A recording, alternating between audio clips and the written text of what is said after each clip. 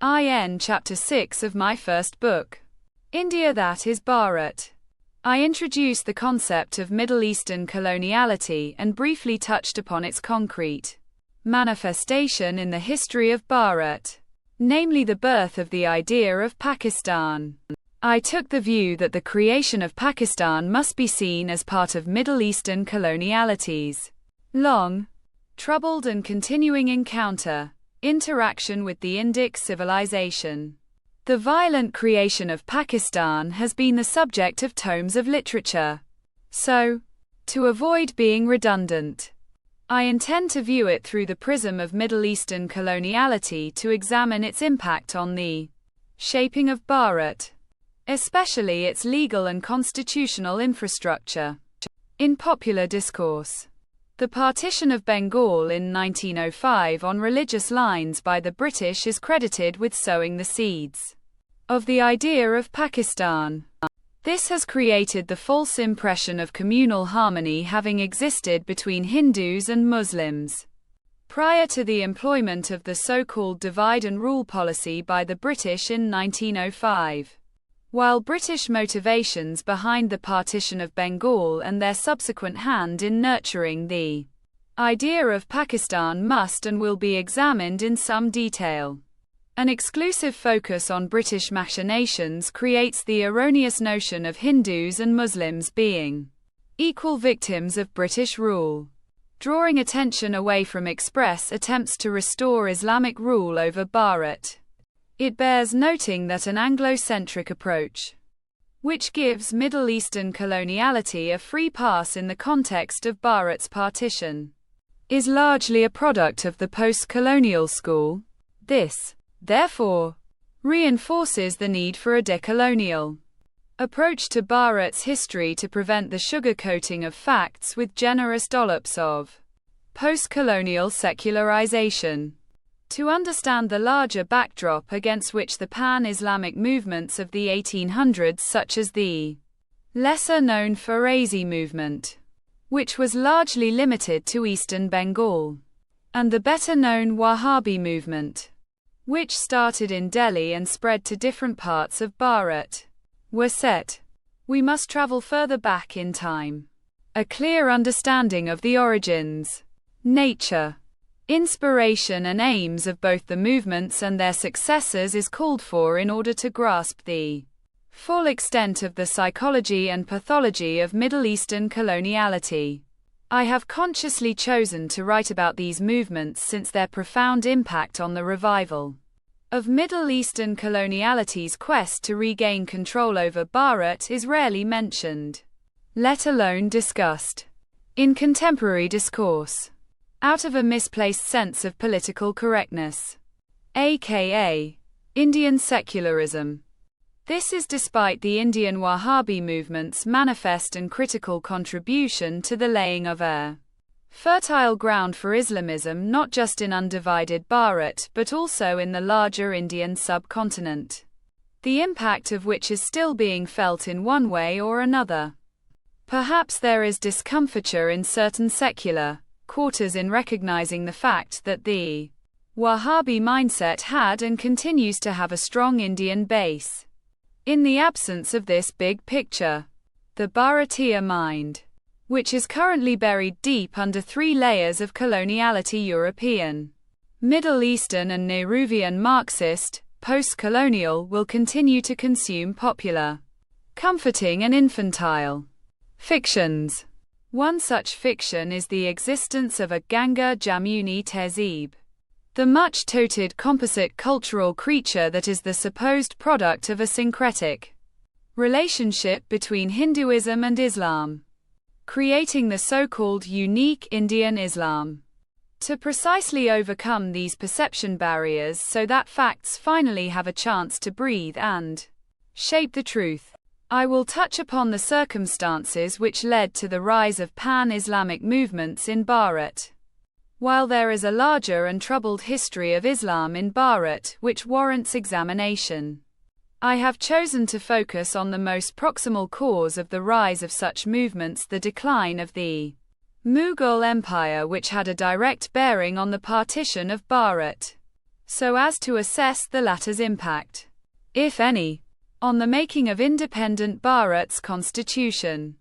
The other reason for choosing this period of history is that the age of monarchies and dynasties was gradually drawing to a close, and the world was being reshaped on European, Western lines.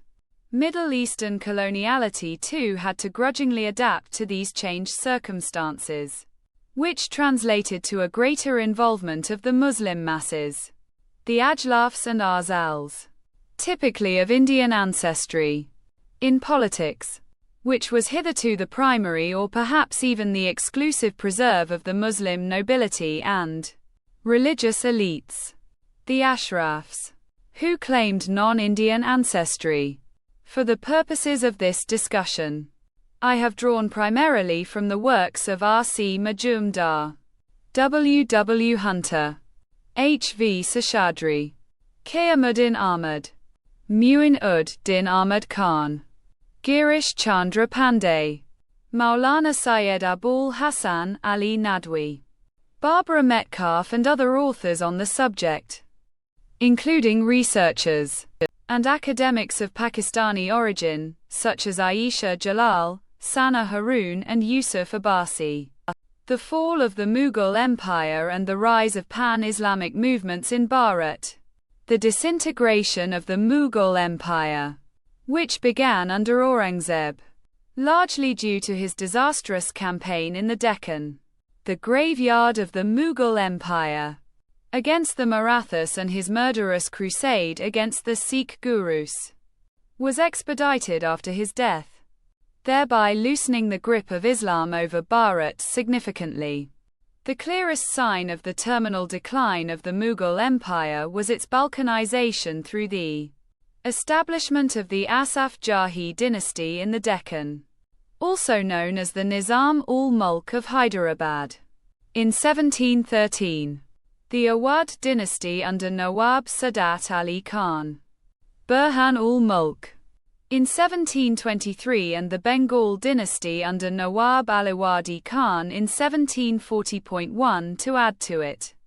Nadir Shah's sack of Delhi in 1739 had rendered the Mughal Empire hollow and exposed its own decrepitude. 2 In less than 200 years of Babur's victory in the First Battle of Panipat in 1526, Mughal influence was largely limited to Delhi as a result of the growing power of the Marathas, the Jats, the Sikhs and the English. The Battles of Plassey, 1757, and Buxar, 1764, in particular, established the English as an aspiring contender for religio-political supremacy over Bharat. It was around then that the Ottoman Empire too saw a general decline, with its inability to keep pace with the Habsburg and Russian empires becoming more evident. The simultaneous decline of two avowedly Islamic empires was a cause for concern among Muslim intellectuals of the time.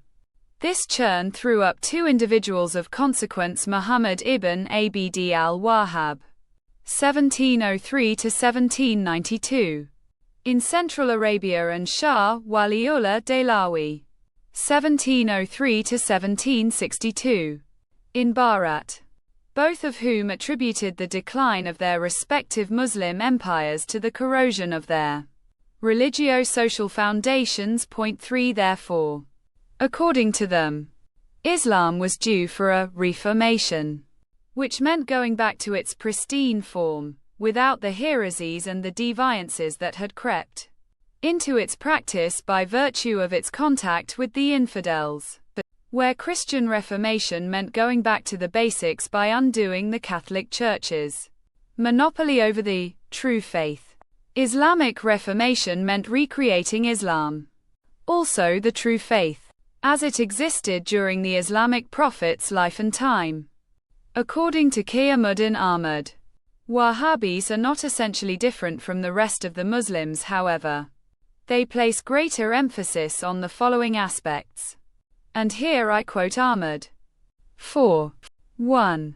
Monotheism. God is self-existent and the creator of all other beings. He is unequaled in his attributes. Spiritual eminence and salvation consist in strict adherence to the commands of God as given in the Quran and laid down in the Shariat, and not in developing mystical feelings of communion and mingling in his feeling. 2. Ijtihad. The Wahhabis admit the right of interpretation, as given to the Muslims, and stress the desirability of exercising this right. They hold that the followers of the four great Imams have, in effect, given up this right. Abdul Wahhab wrote several treatises on the subject, criticizing the advocates of slavish imitation. 3. Intercession. The Wahhabis do not believe in the theory of intercession or prayer on another's behalf by intermediaries that might be of saintly eminence and hence supposedly nearer to God. Passive belief in the principles of Islam is decidedly insufficient. 4. Innovation. The Wahhabis condemn and oppose many of the existing religious and social practices for which there is no precedent or justification in the Shariat. Prominent among these are tomb worship, exaggerated veneration of purs, excessive dowries in marriages, the general show of pomp on festive occasions such as circumcision and milad, celebration of the Islamic prophet's birthday, and prohibition of widow remarriages. The opening of Volume 2 of William Jones's copy of Al-Fatawa al-Alamgiriyah, which has signatures, stamps of its previous owners dating back to 1782. When these four salient features are read together, especially in view of the prohibition on innovation, it becomes clear that the room for ijtihad is limited, since it permits only the Quran and the Hadith, as opposed to later legal treatises on Islam, to be treated as authorities, so that life in contemporary times may be lived as close as possible to the lives of the earliest followers of Islam. This, as stated earlier, is to preserve the purity of an Islamic life. Wahhab's ideas influenced later Islamic movements in Bharat, founded by religious leaders who had traveled to Arabia during Wahhab's lifetime or had been exposed to his teachings during their Hajj pilgrimage. However, Dehlawi may be treated as the more direct progenitor of Islamic revivalism in the Bharatiya subcontinent, and incorrectly, or perhaps for the sake of convenience, this revivalism has been dubbed as Indian Wahhabism, while Wahhab's movement was named after him and his followers were called Wahhabis. The movement started by Dehlawi, which was more systematically established by his spiritual successor, Syed Ahmad Shahid Barelvi, was called the Tariqa-i-Muhammadiyya, or the Path of Muhammad, and its followers were initially called Muhammadis. However, the latter movement too was branded Wahhabi later on, in view of its similarities with the more prominent Middle Eastern variant. 5. Some scholars have attributed the similarities between Wahhab's and Dehlawi's views to the fact that both were exposed to the works of the 13th century Sunni Islamic scholar Ibn Taymiyyah as part of their education on the Hadith in Medina around the same period. 6. 7. In fact, Wahhab and Dehlawi may have been contemporary students of Hadith in Medina, which could explain the similarities in their hardline positions. 8. 9. Among Taymiyyah's primary contributions to Islamic jurisprudence was his pronouncement that jihad could be waged against Muslim rulers too if they did not live as true Muslims and by the Shariat. This fatwa was issued in the context of fighting Muslim Mongol rulers when the Muslims of the Levant were unsure if jihad was permitted in Islam against co-religionists. 10. Taymiyyah's views themselves were mostly drawn from the wider Hanbali movement in Baghdad and Syria, which started in the 9th century. This movement insisted on literal acceptance of the Hadith, avoidance of theology, repression of popular Sufi practices and intense criticism of corrupt. Read. Un-Islamic Muslim states. 11 Therefore, it could be said that Wahhab and Dehlawi were proponents of Taymiyyah's Hanbalist views, which makes Wahhabism a misnomer, and Taymiyyism or Hanbalism the more accurate term. However, since the literature on the subject refers to the movement as Wahhabism, and in view of its more recognized association with Wahhab, I too shall do the same in the interest of literary consistency and recall value. Coming to Islamic revivalism in the Bharatiya subcontinent.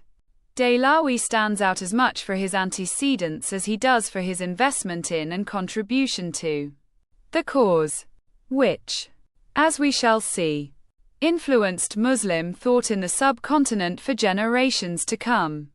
This includes reform, Sunni movements such as the Ahli Hadith, Ahli Quran, Deobandi, Barelvi, Nadwa, Aligarh, Tablighi 12, 13, 14 and Pakistan movement. 15 Dehlawi was the son of Shah Abdul Rahim, one of the founders of Madrasa-i-Rahimiyya in Delhi 16 and a prominent Islamic scholar who was part of the committee appointed by Aurangzeb to compile the Fatawa-e-Alamgiri. This compilation remains the go-to commentary till date on the Shariat for Sunni Muslims of the Bharatiya subcontinent. 17 Dehlawi was trained by his father in Islamic studies before Dehlawi left for Arabia in 1730 for his higher education. After his return to Delhi in 1732, he wrote prolifically in Persian and Arabic, and engaged in spreading his knowledge of Islam. In the words of Sayyid Athar Abbas Rizvi, the following was Dehlawi's conception of Islam. 18. The reason which prompted Allah to create the Islamic community originally was, according to Shah, mainly a political one. Allah wished that no religion superior to Islam should exist on earth and that Islamic law, including those regarding different forms of punishment, should be adhered to wherever people lived a communal life. In this regard, he stated that the chief reason for fixing the blood money for killing an infidel at half that of killing a Muslim was necessary in order to firmly establish the superiority of the latter. Moreover, the slaughter of infidels diminished evil amongst Muslims.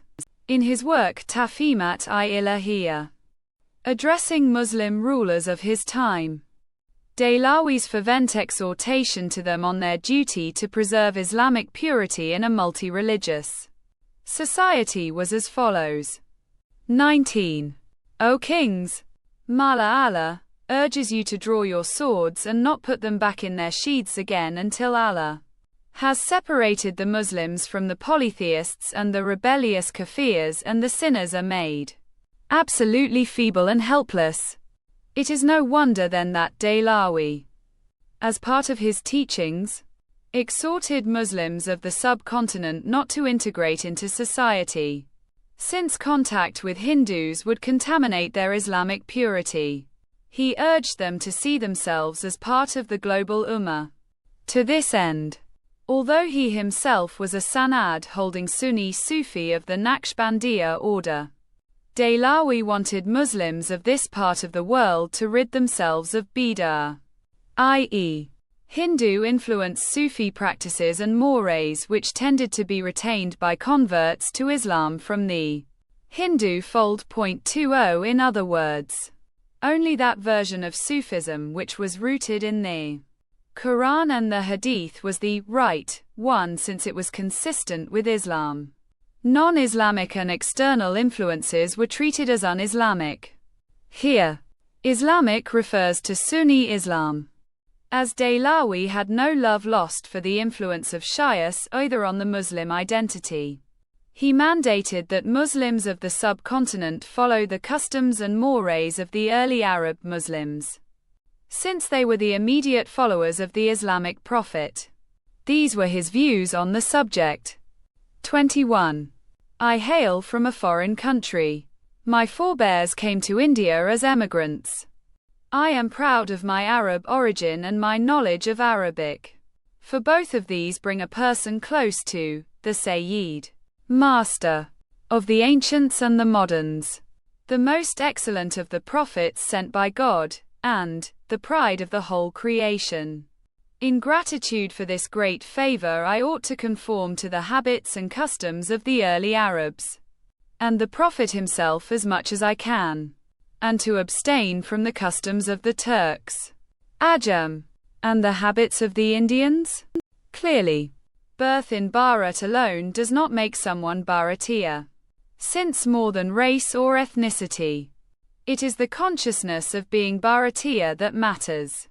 As long as the consciousness refuses to embrace the Indic element, it remains alien, notwithstanding claims of accrual of nativity by birth. Dehlawi's commitment to Middle Eastern consciousness is clear from his will, in which he called upon his heirs to give up the customs of pre-Islamic Arabs and the Hunud, which, of course, was a reference to Hindus. 22.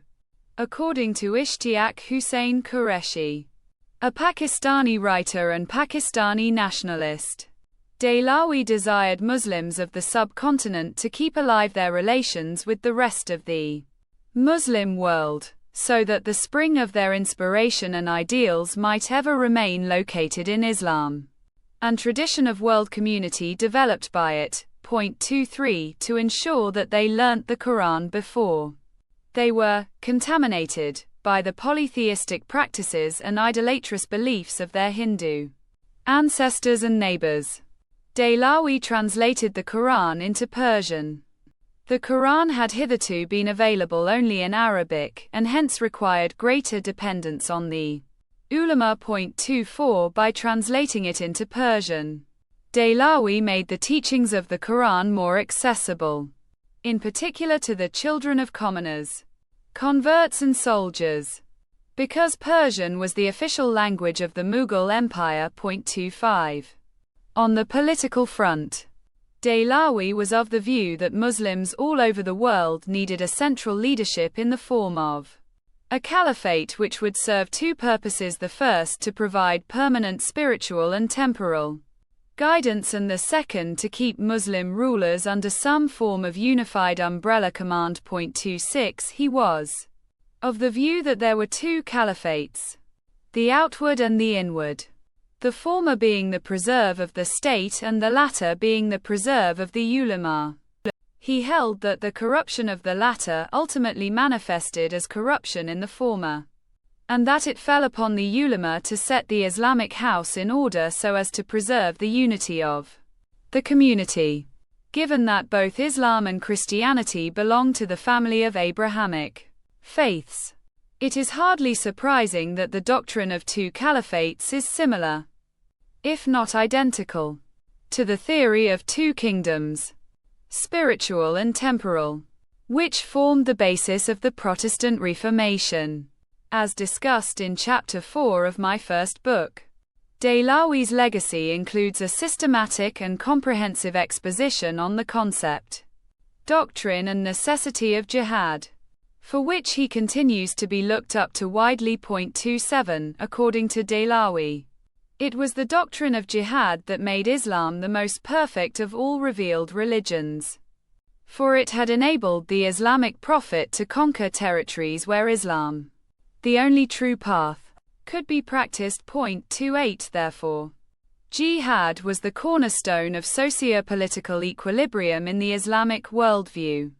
If one were to go further back in time, it would become apparent that apart from adopting Taymiyyah's views, Dehlawi also took forward the work of Syed Ahmad Sirhindi, also known as Mujaddid-i-Alf-i-Sani, reviver of Islam in the first millennium, a contemporary of Akbar. Sirhindi strongly espoused the cause of Islamic reformation and revivalism by seeking to re-establish Islam in Bharat in its most pristine form through strict adherence to the Shariat and by purging it of its heresies such as Sufi mysticism and its attendant un-Islamic beliefs and practices. 29 In short, Sirhindi wanted a state which was Islamic in both letter and spirit. To this end, he sought imposition of poll tax on Hindus and exhorted Muslims to subordinate non-Muslims, especially polytheistic and idolatrous Hindus, instead of integrating with them. 30 He was against veneration of saints, celebration of festivals and anything else which reeked of Hinduness. Sirhindi effectively represented the Sunni consensus against religious and cultural syncretism at all levels. However, what separated Sirhindi from Dehlawi was the times they lived in. Sirhindi lived under Akbar when the Mughal Empire was at the peak of its power.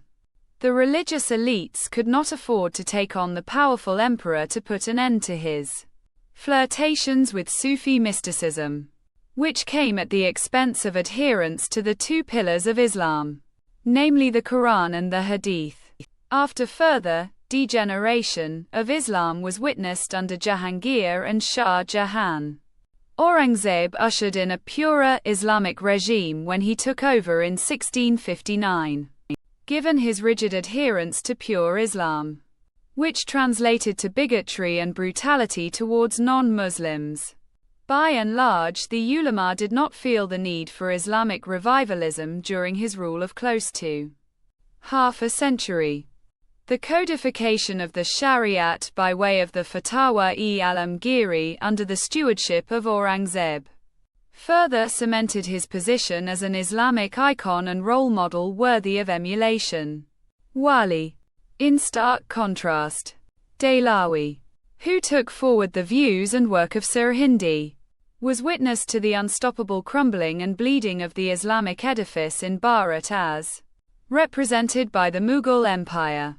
As someone who considered Mahmud of Ghazni as Islam's greatest ruler for having launched and sustained the first real conquest of northern Bharat, 31 Dehlawi could not bear to watch the Mughal Empire, under the licentious and un-Islamic Ahmad Shah Bahadur, 1725 to 1775, survive only at the mercy of the Marathas. Here is a sample of his Islamic proposals to the Mughal dynast Ahmad Shah Bahadur, which went unheeded, much to Dehlawi's angst. 32. Strict orders must be issued in all Islamic towns forbidding religious ceremonies publicly practiced by the infidels, such as holy and ritual bathing in the Ganges. On the 10th of Muharram, Shi'is should not be allowed to go beyond the bounds of moderation, and in the bazaars and streets neither should they be rude nor repeat stupid things, that is, recite Tabara or condemn the first three successors of Muhammad. Notice how Shias, for whom Dehlawi had no love lost, could celebrate their festivals in public but in moderation, whereas Hindus had no right whatsoever to celebrate their festivals in public. However, since Ahmad Shah Bahadur had no time to attend to matters of the state, given his colorful pursuits, Dehlawi followed in the footsteps of Ibn Taymiyyah and concluded that this un-Islamic ruler had to be deposed to give effect to his larger vision, namely restoration of Islam's dominance the world over. Starting with Bharat. 33, this led to fervent appeals by Dehlawi to other Muslim rulers of his time in the subcontinent, such as the Nizam in the Deccan, Najib-ud-Dawla, a Rohilla Yousafzai Afghan, and Ahmad Shah Abdali, a Papalzai Pashtun, to restore the supremacy of Islam in Bharat. 34. Here is an extract from his letter to the Nizam. 35. It has become clear to my mind that the kingdom of heaven has predestined that Kafirs should be reduced to a state of humiliation and treated with utter contempt. Should that repository of majesty and dauntless courage, Nizam al-Mulk, gird his loins and direct his attention to such a task, he can conquer the world.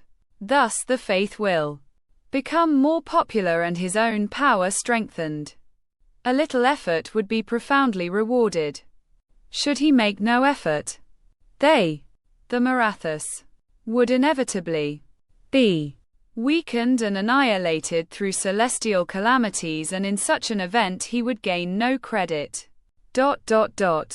As I have learnt this unequivocally from the divine, I spontaneously write to draw your attention to the great opportunity I laid before you.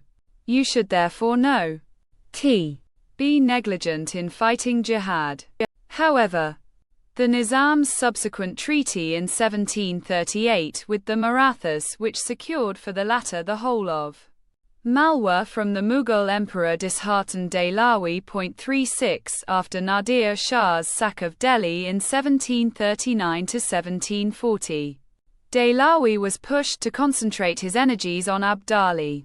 In one of his earliest letters to Abdali in 1757, Dehlawi expressed great satisfaction at the former's destruction of Mathura, but was equally disappointed with the sack of Delhi. 37 On the eve of Abdali's expected campaign in late 1759 against the Marathas, after the latter captured power from Delhi to Attock, Dehlawi once more wrote to Abdali at length. This time, he invited Abdali to invade Bharat to check the resurgent Hindu power represented by the Marathas and the Jats. 38 In fact, he gave Abdali a detailed description of the respective strengths and weaknesses of both the Marathas and the Jats. 39 The following are a few extracts from Dehlawi's letter to Abdali. 40. We beseech you, Durrani, in the name of the Prophet, to fight a jihad against the infidels of this region. This would entitle you to great rewards from God the Most High, and your name would be included in the list of those who fought jihad for his sake. As far as worldly gains are concerned, incalculable booty would fall in the hands of Islamic Ghazis, and the Muslims would be liberated from their bonds. The invasion of Nadir Shah, who destroyed the Muslims, left the Marathas and Jats secure and prosperous. This resulted in the infidels regaining their strength and in the reduction of Muslim leaders of Delhi to mere puppets. While inviting Abdali to invade Bharat, Dehlawi was careful to request the protection of Muslims, Sunni and Shia, from the invading army. 41. When the conquering army arrives in an area with a mixed Muslim-Hindu population, the imperial guards should transfer the Muslims from their villages to the towns and at the same time care for their property. Financial assistance should be given by governments to the deprived and the poor, as well as the Sayyids and the Ulama. Their generosity would then become famous. With prompt prayers for their victories, each town would eagerly await the arrival of the Islamic army, that paragon of bounty. Moreover, wherever there was even the slightest fear of a Muslim defeat, the Islamic army should be there to disperse infidels to all corners of the earth. Jihad should be their first priority, thereby ensuring the security of every Muslim. The above extracts speak volumes of the saintly legacy of Dehlawi. To ensure against a repeat sacking of Delhi by Abdali, Dehlawi implored Najib-ud-Dowlah to protect the Muslims of Delhi upon entry of the invading Afghan army. 42 Of course, none of these entreaties were paid heed to by either Abdali or Najib, and Delhi was sacked once more after Abdali's victory at Panipat with the help of Najib. Also, much to Dehlawi's disappointment, Abdali returned to Afghanistan after the battle, while Najib ruled Delhi as the Mughal Empire's regent from 1761 until his death in 1770. In 1762, Dehlawi passed away a broken man. Although Panipat brought to a halt the Peshwa-led growth of the Maratha Empire in the northwest of Bharat, Abdali himself suffered huge losses and sued for peace with the Marathas after the battle. 44 The Marathas remained the preeminent power in Bharat until their defeat at the hands of the British East India Company in the Third Anglo-Maratha War of 1818. After Dehlawi's death, his son Shah Abdul Aziz Dehlawi (1746–1824) took up the mantle. In 1803, after the Battle of Delhi between the British and the Marathas, the British gained control over Delhi, which led to the Fatwa-e-Azizi being issued by Shah Abdul Aziz. 45–46. The fatwa declared all of Bharat Dar al-Harb, or House of War, in control of the infidels. 47. However, the fatwa's position in relation to Muslim attitudes towards the British seemed ambivalent, for it took note of the fact that although Christian rule extended from Calcutta to Delhi, the religious affairs of Muslims were largely left untouched. Therefore, while some members of the Muslim community interpreted the fatwa as a pragmatic approach to the changed political realities, others interpreted it as a call to jihad. According to Aisha Jalal, Shah Abdul Aziz's pragmatism may have been a consequence of the fact that the British returned the lands belonging to his family. 48.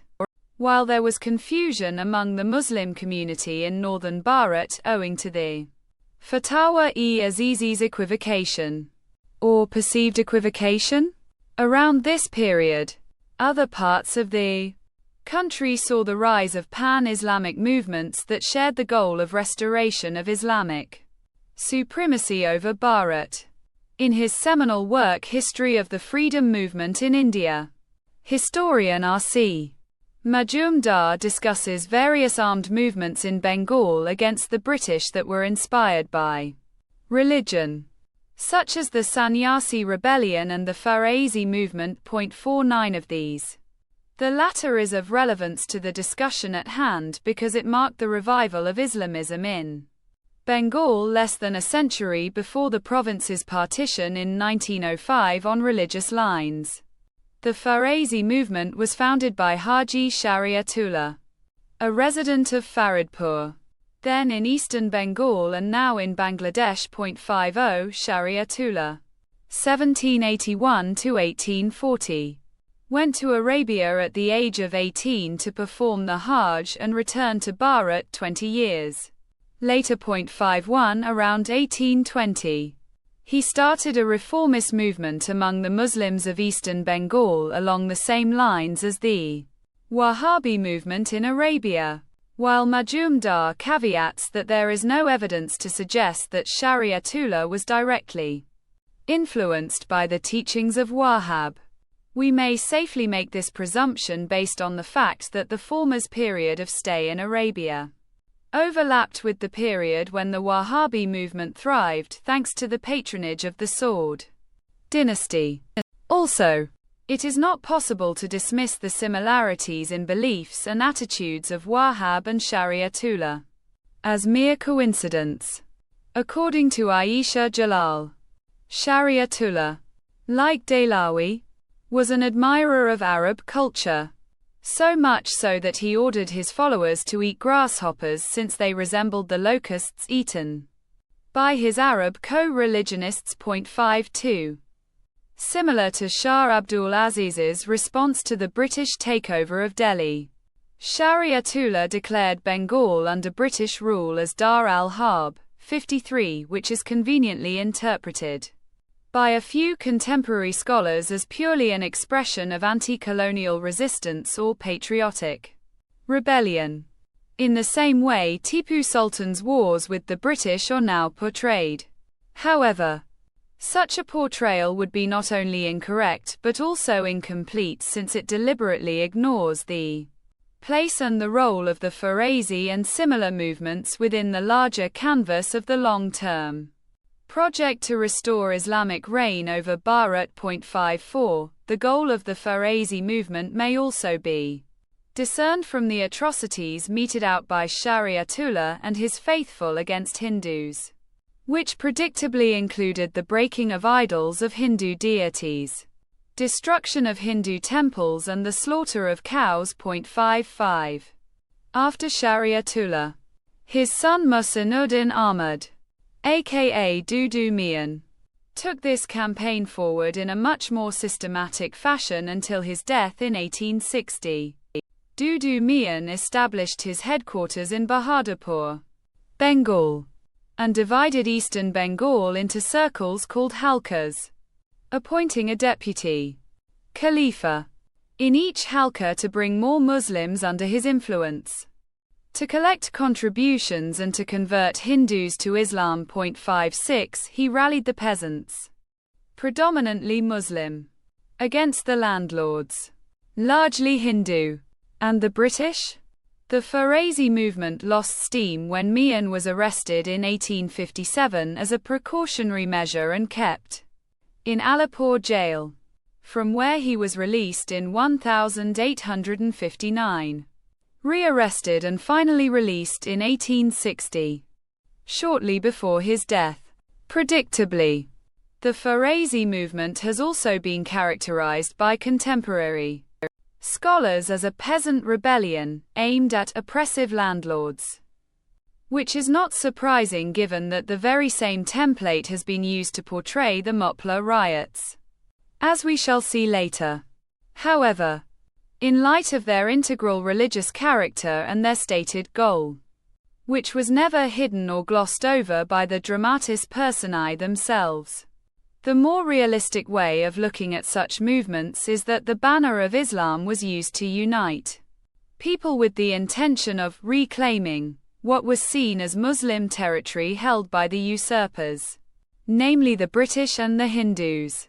What is critical to note is the merger of the Farisi movement in Bengal and Dehlawi's school of thought, which is attested to by the renowned historian Dr. Tara J.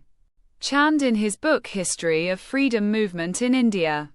Dr. Chand states that the Farisi movement was strengthened by the appearance and collaboration of the followers of Syed Ahmad Shahid, a disciple of the school of Waliullah of Delhi, and the leader of Mujahids in Bengal. 57. This is a reference to Syed Ahmad of Raebareli, better known as Syed Ahmad Shahid, or Syed Ahmad Barelvi, 1786–1831, who is credited with laying the foundations for a pan-India Wahhabi network in a systematic manner. Qiyamuddin Ahmad, whose work on the Wahhabi movement in Bharat is considered an authority, also observed that the Farisi movement should not be understood as an isolated phase but must be studied in the wider background of the general Wahhabi movement in Bharat. 58. According to Qiyamuddin, the Farisi movement ultimately merged with the Wahhabi movement under Barelvi's disciple Mir Nizar Ali, aka Titu Mir, 1782–1831. 59, who aided the spread of Wahhabism in eastern Bengal and is most well known for leading the Barasat Rising of 1831. Pertinently, it is parts of eastern Bengal that later became East Pakistan in 1947 and Bangladesh in 1971. The Wahhabi movement under Barelvi must be understood along three broad timelines, the first from the 1820s until Barelvi's death in Balakot in 1831. The second from 1831 to 1858, and the third from 1858 to 1902. While there exists a fair degree of scholarship on the movement, which readers may peruse on their own, my specific objective is to draw attention to the long memory, both territorial and temporal, of Middle Eastern coloniality as reflected by the Wahhabi movement, its modus operandi, and the fact that this mindset still thrives, albeit under different names, thanks to its OET-driven memory, organization and persistence. Syed Ahmad Shahid, Barelvi, 1786 to 1831. Born in 1786 in Raebareli, Barelvi was the 36th direct descendant of Hassan, the son of Ali, who was the cousin and son-in-law of the Islamic prophet. 61 according to scholars. Barelvi came under the tutelage of Dehlawi's son, Shah Abdul Aziz Dehlawi, in 1806, who, in turn, sent Barelvi to his brother Shah Abdul Qadir Dehlawi for training in Islamic studies. 62 He was also initiated into the Qadiriyya, Naqshbandiyya and Mujaddidiyya Sufi orders by Shah Abdul Aziz himself. 63 After attaining the status of Khalifa, Barelvi returned to Raebareli in 1808. Married and lived there for 2 years. 64 He was back in Delhi in 1811 when Shah Abdul Aziz encouraged him to start his career as a preacher and mercenary under another well-known mercenary of the time, the Nawab of Tonk, Amir Khan Pindari, 65, under whom Barelvi spent close to 7 years and developed a reputation as a camp sage after the preaching he undertook. 66. However, the rising power of both the Sikhs under Maharaja Ranjit Singh and the English made it difficult for Barelvi to continue earning his livelihood as a mercenary. 67 Disapproving of the Nawab entering into peace negotiations with the British, he quit his employ and returned to Delhi in 1817.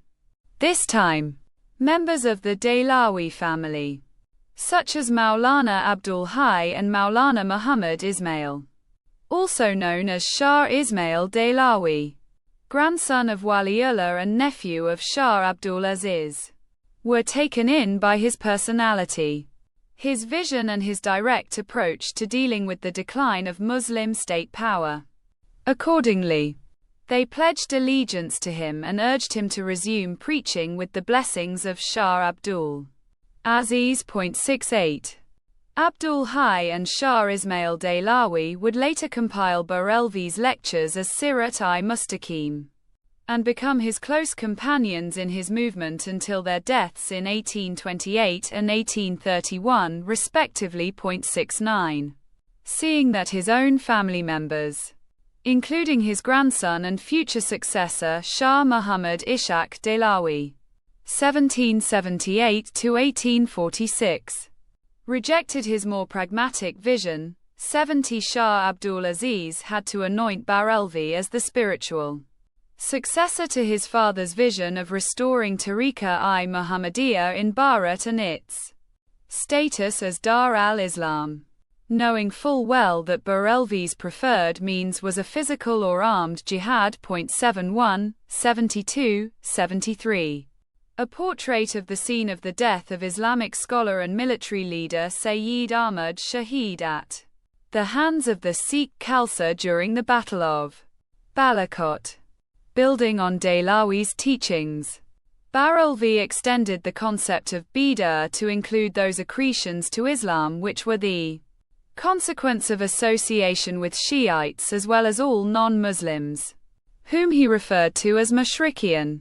He asked Muslims to follow the example of Muhammad of Arabia and relinquish all the customs of India, Iran and Rome. 74 Although Barelvi largely rejected Sufi accretions to Islam, he retained the Sufi tradition of bayat, or the pledge of the student and seeker of enlightenment at the hand of a teacher and spiritual guide. 75 This was originally a tradition followed in private. However, using this tradition widely and publicly, Barelvi initiated followers to his movement, a practice that would become a signature part of the movement even after his death. His preaching, which started in Delhi around 1818, took him to Muzaffarnagar, Saharanpur, Deoband, Gango, Nanauta, Rampur, Bareilly, Shahjahanpur, his hometown Raebareli, Allahabad, now Prayagraj; Benares, now Varanasi; Kanpur, Sultanpur and Lucknow, among other places. 76, 77 in Lucknow. Barelvi met Maulvi Wilayat Ali of the Sadikpur family of Azimabad, now Patna. 78 Wilayat Ali and his younger brother Inayat Ali. The Ali brothers, not to be confused with the Ali brothers of the Khilafat movement, would later go on to spearhead the Wahhabi movement after Barelvi's death in the Battle of Balakot in May 1831. Barelvi's preaching tours gave him an insight into the lifestyle of the Muslim ruling elite, whom he saw as un-Islamic. 79 This shaped his decision to invest in the Muslim masses for the cause of jihad. Fortunately for him, his vehement call for practice of Islam in its purest form and for complete abandonment of Indian accretions which had arisen as a product of Muslims' interactions with the infidels, namely the Hindus, found significant traction among Rohilla Muslims, who flocked to him in vast numbers. 80 This was not surprising, considering that Najib-ud-Dawla II was a Rohilla Pathan and the Third Battle of Panipat had taken place barely 60 years earlier. In case there existed an Indian version of Islam, and if there indeed was a Ganga Jamuni Tehzeeb, it was looked down upon and rejected by influential members of the Muslim community, since the syncretism was largely the product of the Hindu ancestry of the converts. This means that what passes off as syncretism was and remains significantly the product of a nouveau convert unable to let go of his Hindu roots, which cannot be construed as Islam having acquired a distinct Bharatiya flavor or as revealing its malleability upon contact with Bharat. In any case, this syncretic culture was given up by the masses, or at least by a significant number of them, at the first call to return to Islam 1.0. The Din, the true religion. So much for Indian Islam. Coming back to Barelvi. Upon his return to Raebareli after his preaching tours, the growing clout of the Sikhs in Punjab and the diminishing power of the Muslims in the region occupied him a great deal, and he began emphasizing the need for large-scale militarization of the Muslim community, which he led by example by bearing arms on his person. 81 In July 1821, he undertook the Hajj pilgrimage, and on his way to Mecca visited Calcutta via Azimabad, Patna from now on. 82 By this time, the growing numbers at Barelvi's disposal necessitated a system of organization and also gave him the luxury of implementing his Delawite vision. With the support of the Ali brothers of the Sadikpur family, Barelvi created a vast and organized network of carefully chosen stationary and roving preachers. Through the establishment of a permanent center at Patna. 83 There, Barelvi appointed 4 caliphs and a high priest, the aforementioned Ali brothers, Maulvi Muhammad Ali, Maulvi Farhat Hussain and Shah Muhammad Hussain, respectively. 84 These caliphs were sent to different parts of Bharat, in particular to Bombay, Madras, Hyderabad, Bihar and Bengal, to spread Barelvi's message and to attract more Muslims to his cause. 85 From Patna, Barelvi traveled to Calcutta in September 1821, which was a turning point in the history of the Wahhabi movement and of Islam in Bengal, a little under a century before its partition on religious lines in 1905. Barelvi's arrival renewed religious fervor among the Muslims of Bengal, including the descendants of Tipu Sultan, whose family had great relations with Barelvi's ancestors, 86 and elsewhere, who saw him as the prophesied Imam Mahdi and were drawn to him. While Shariatullah's Farazi movement had already created conditions conducive for a rousing reception for Barelvi in Bengal. The appearance of Barolvi in Bengal had a multiplier effect, which continued long after the deaths of Barolvi, Shariatullah and Shariatullah's son Dudu Mian. From Calcutta, Barolvi left for Mecca and performed the Hajj in 1822. After performing the Hajj a second time, 87, he returned to Raebareli in April 1824, where he stayed until 1826.88. During this period, once again the diminishing power of the Muslims in Punjab, including the Pathans, under Maharaja Ranjit Singh troubled him, for it had implications for the survival of Muslim power in Afghanistan and Bharat. 89 To address this, Barolvi followed in Dehlawi's footsteps and urged the Nizam of Hyderabad, Prince Kamran of Herat, Amir Nasrullah of Bukhara and various Pathan tribes in the northwest frontier, NWF, to liberate Bharat from the hands of the British and Hindu infidels. 91. Of these, only the Pathan tribes in the NWF responded enthusiastically to Barolvi's call for jihad to re-establish Islam as the dominant power in Bharat, and Mubariz-ud-Daulah, brother of the Nizam of Hyderabad Nazir-ud-Daulah, became his ardent follower. 92-93 In addition to the Pashtun tribesmen, thanks to the efforts of Bengali Muslim scholars such as Maulana Abdul Hakim of Chittagong, Sufi Nur Muhammad of Mir Sarai and Maulana Imamuddin of Noakhali, who were influenced by Barolvi during his visit to Bengal, thousands of Bengali Muslim youth too would travel all the way to the NWF to participate in the jihad later declared by Barolvi against the Sikhs. 94 This response of the common Muslim convinced Barolvi that the solution lay in investing in the Muslim community at large,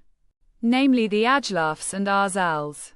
Clearly, Sirhindi's call for Islamic reformation and revivalism during Akbar's era, which was taken forward by Dehlawi and Shah Abdul Aziz after Aurangzeb's death, was driven into the heart of the Muslim society in Bharat and in the larger Indian subcontinent by Barolvi, in view of the promised cooperation by the Afghan tribes in the NWF, coupled with the fact that other Muslim countries were closer to this region. 95 Barolvi left Raebareli in January 1826 for the NWF.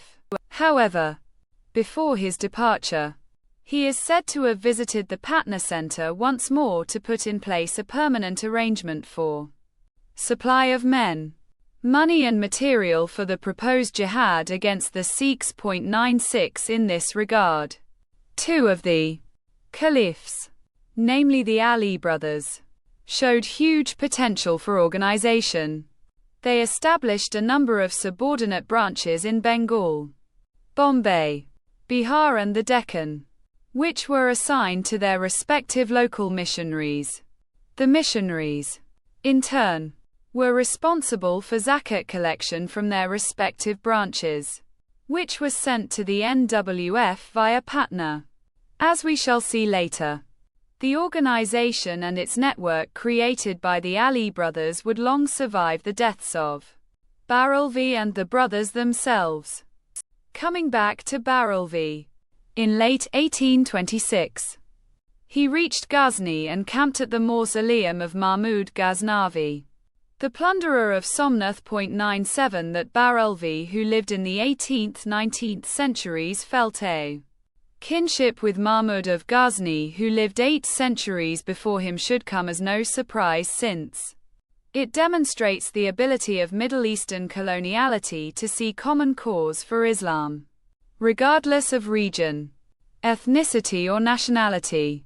Further, Barolvi's ancestor, Shaykhul Islam Syed Kutubuddin Muhammad al-Madani, had arrived in Bharat via Ghazni with a group of mujahideen, which may explain Barolvi's affinity for the region. 98 From Ghazni, Barolvi made his way to Kabul and finally to Naushira, which became the base of his operations. 99. He then proceeded to issue a formal summons, a fatwa calling for jihad, to Muslims all over the plains of northern Bharat, where he had followers thanks to his preaching tours.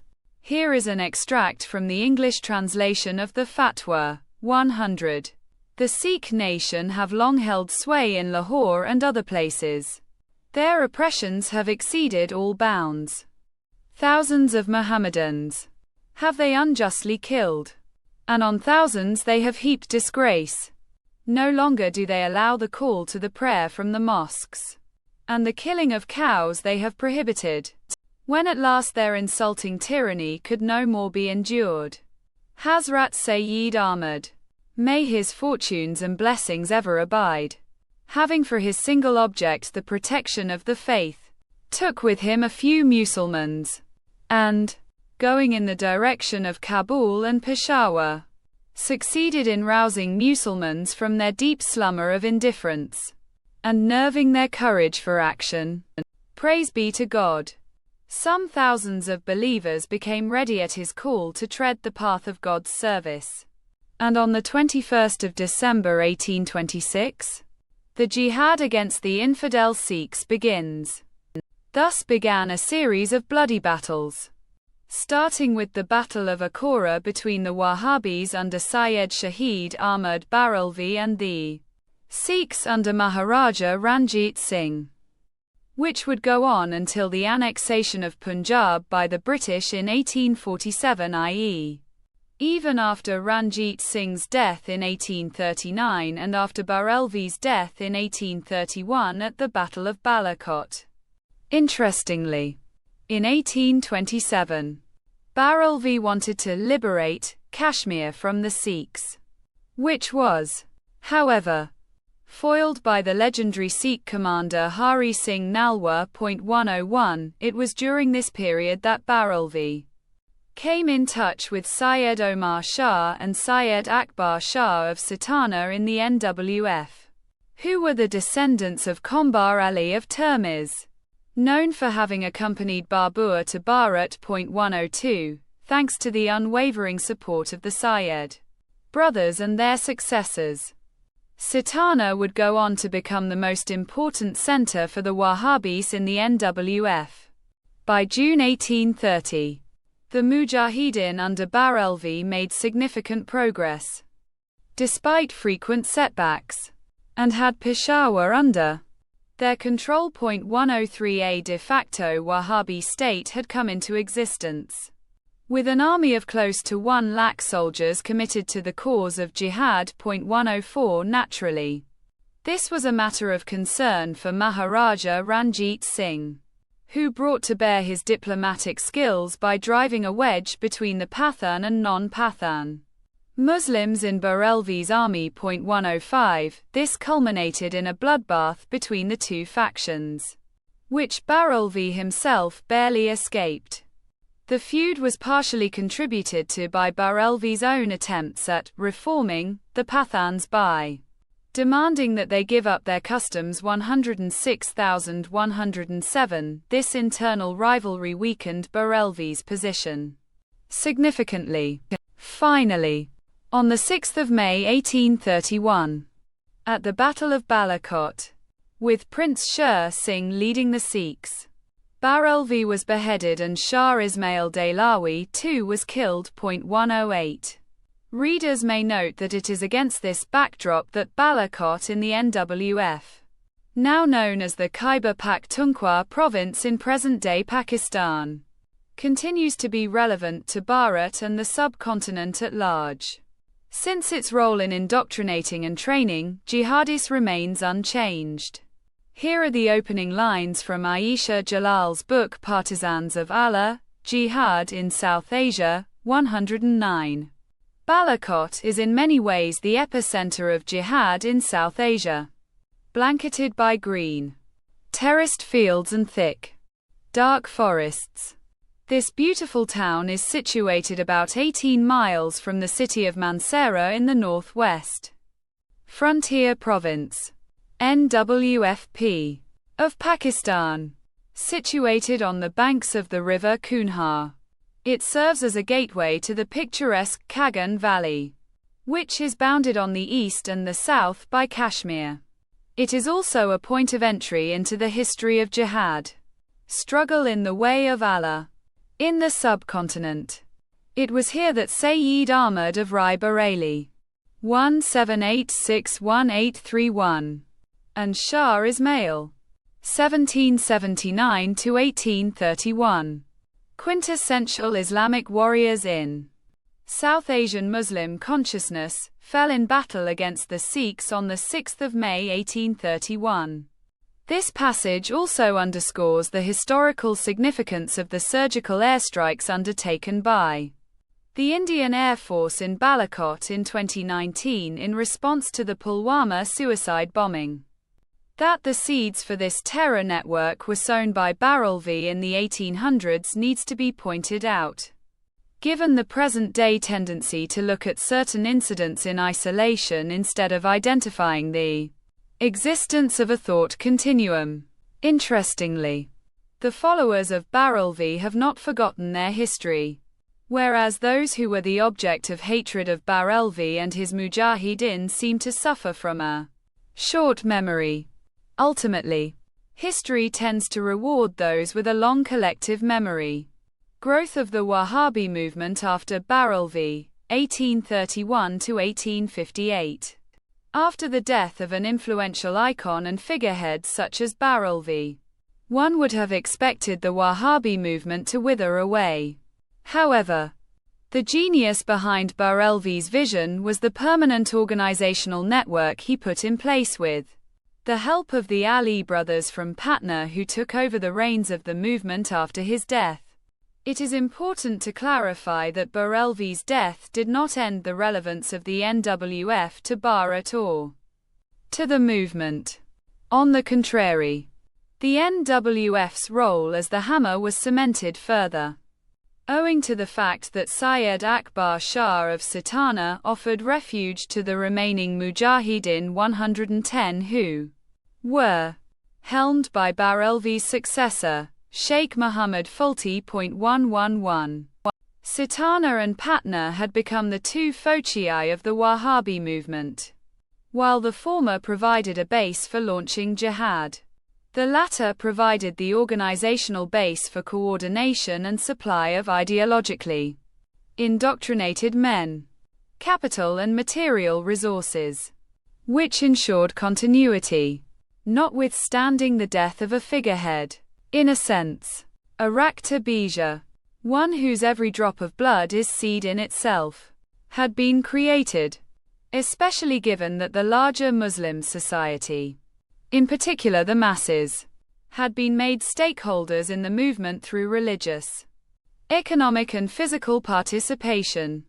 For several years after Barelvi's death, it was a practice in Muslim families, especially in northern Bharat, to either earmark a portion of their earnings as their contribution towards jihad or to send their men to participate in the war at least for a few months. 112. This is not so different from the present-day trend of individuals from certain communities being sent to fight for the ISIS. The child Maharaja of Lahore Duleep Singh enters his palace in Lahore from the parade ground accompanied by an escort of British troops commanded by Brigadier Cureton following the First Anglo-Sikh War, 1845–1846. After Barelvi's death in 1831, the movement and its operations were reorganized and given a fresh lease of life by the Ali brothers. 113. As stated earlier, Wilayat Ali, the elder of them, and Inayat Ali were responsible for spreading its base in Bihar, Bengal, Bombay and the Deccan, and ensured its continuity at least until 1915. The contribution of the brothers was so significant that Patna became to the movement what Delhi was under Waliullah. 114. While Wilayat Ali focused his energies on Bombay and the south, Inayat Ali invested heavily in the NWF and Eastern Bengal. which would strengthen Muslim separatism in Bengal and lead to its partition on religious lines in 1905. As we shall see later, Wilayat assumed charge of reorganization of the movement, and the younger brother exhorted members of his community to avoid all forms of interaction and transaction with the Kafirs, including the state apparatus set up by the British. 115. The core idea was to make Muslim society independent of the Hindus, including and especially the Sikhs, and the British in every manner. The local masjid became the center of Muslim life, where disputes between members of the community were resolved. In this regard, in eastern Bengal, Inayat certainly benefited from the fertile ground created by the earlier Farazi movement, which had a lot in common with the Wahhabi movement. The Ali brothers also evolved a mechanism for grooming the next generation. At the Patna Center, students who showed an aptitude for Islamic studies were educated in it, whereas those inclined more towards action were given only basic training in Islam and sent to the NWF to take part in the war against the infidels, namely the Hindu Sikhs and the English. 116. Apart from the permanent center in Patna, the movement also depended on roving preachers to convey its message to the masses in different parts of Bharat, as well as for collection of funds, which would be pooled in at the Patna Center for transmission to the NWF. A series of halting places were established, manned by highly trustworthy members, thereby making the passage safe for the men and the money. Further, to protect the secrecy of the movement, written communication was avoided as much as possible.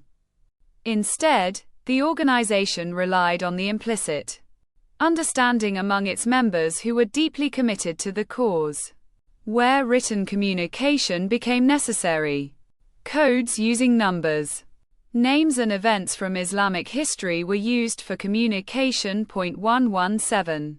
Having thus laid a strong foundation for all aspects of the movement, the Ali brothers stepped up the ante after the death of Maharaja Ranjit Singh in 1,839,118, when the British were occupied with the Afghans until 1842.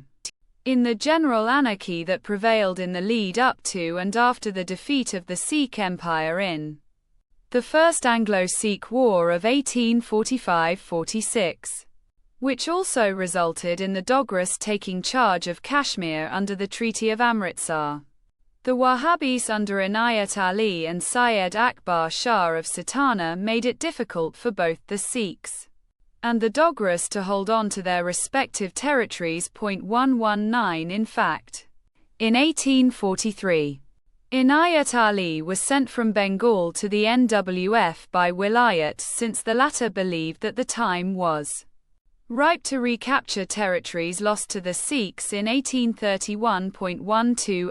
Accordingly, between December 1845 and September 1846, Balakot and 22 other forts were captured by the Wahhabis under Inayat Ali from the Sikhs. 121. Shortly thereafter, in September 1846, Wilayat Ali left Patna and joined his younger brother in the NWF, underscoring their belief that the stage was set for a decisive showdown with the English. By this time, the English had taken over most of Punjab, and the de facto Wahhabi state was helmed by Inayat as its emir, with Wilayat acting as the head of the Wahhabi community. 122. The Wahhabi campaign against the British started with the Battle of Doob Pass soon after Wilayat's arrival at the NWF, which proved to be disastrous for the Wahhabis. 123. The battle resulted in the surrender of the Ali brothers and their subsequent transfer to Patna in late 1847, with surety bonds of 10,000 rupees each being furnished on condition that they would not leave the city for the next 4 years. 124,125. However, By September 1849, Wilayat was back in the NWF.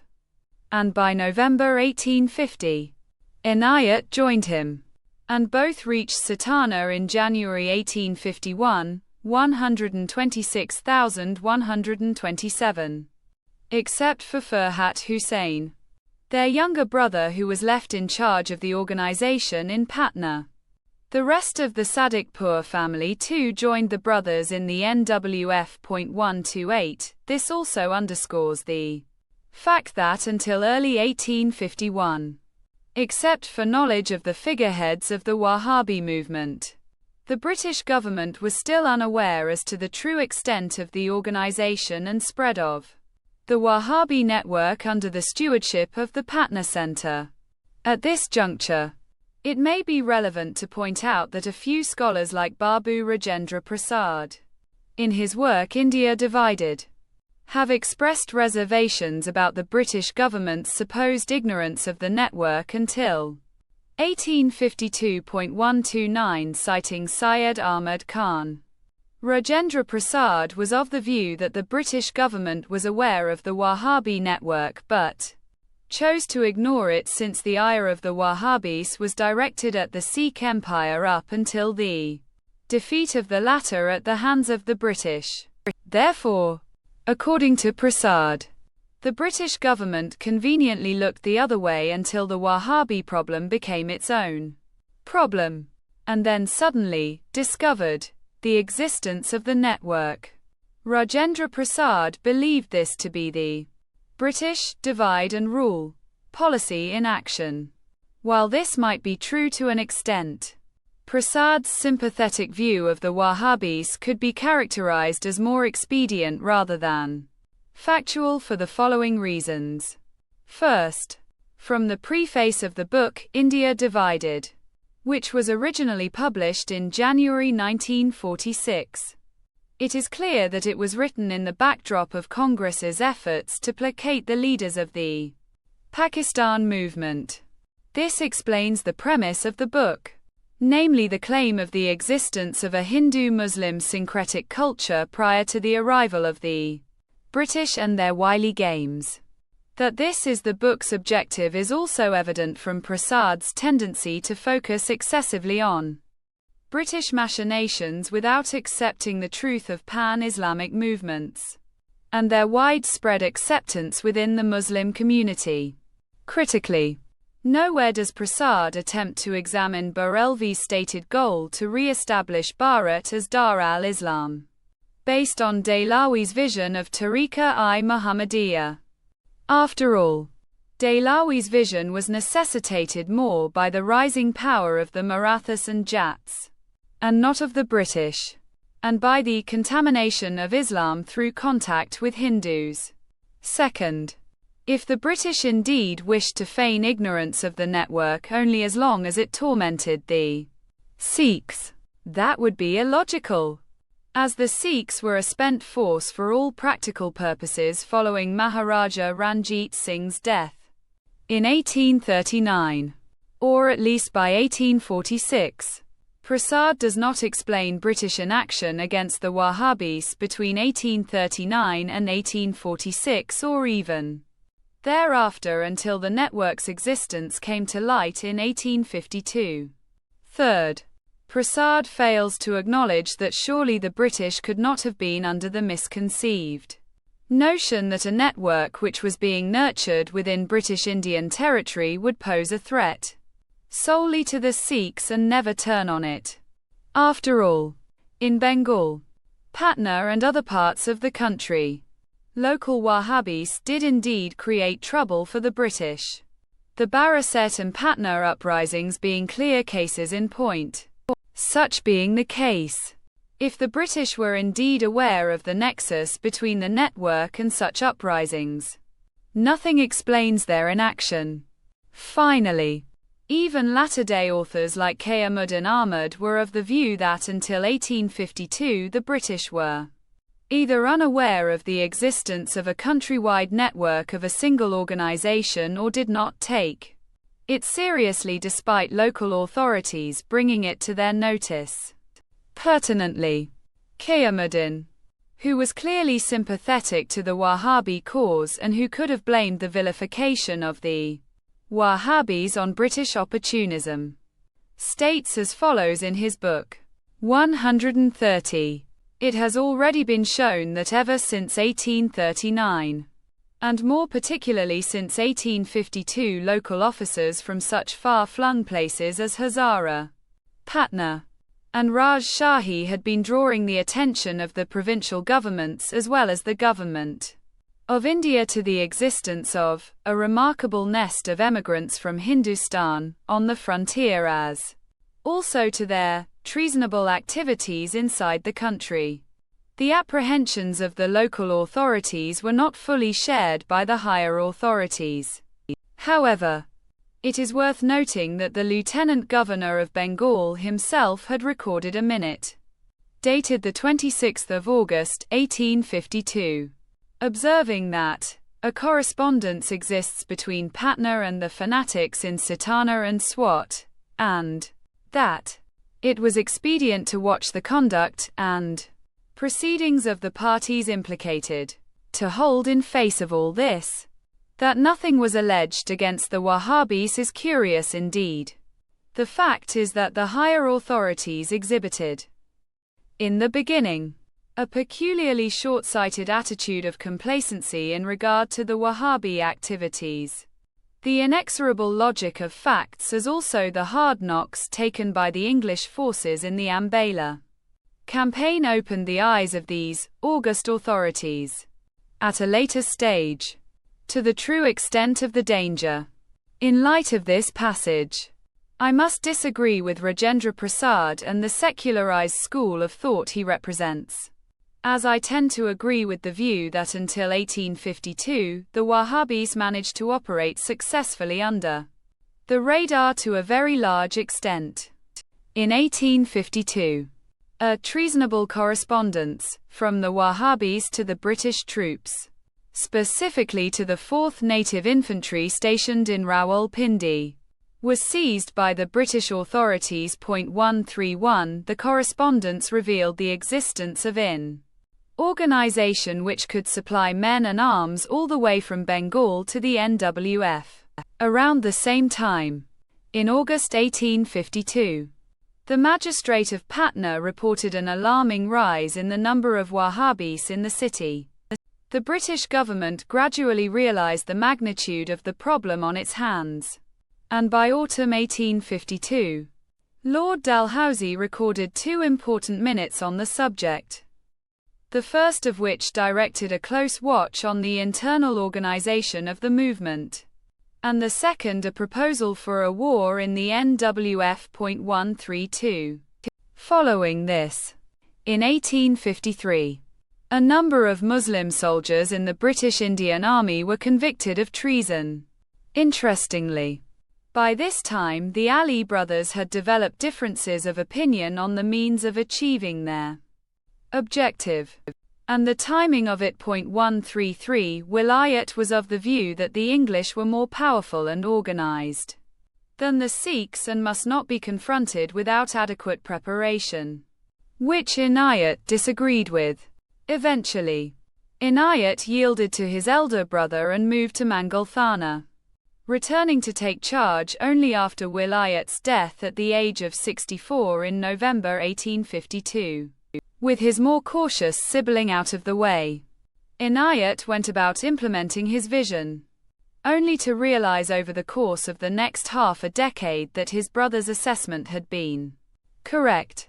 Inayat passed away a broken man in Chinglai in March 1858. 134.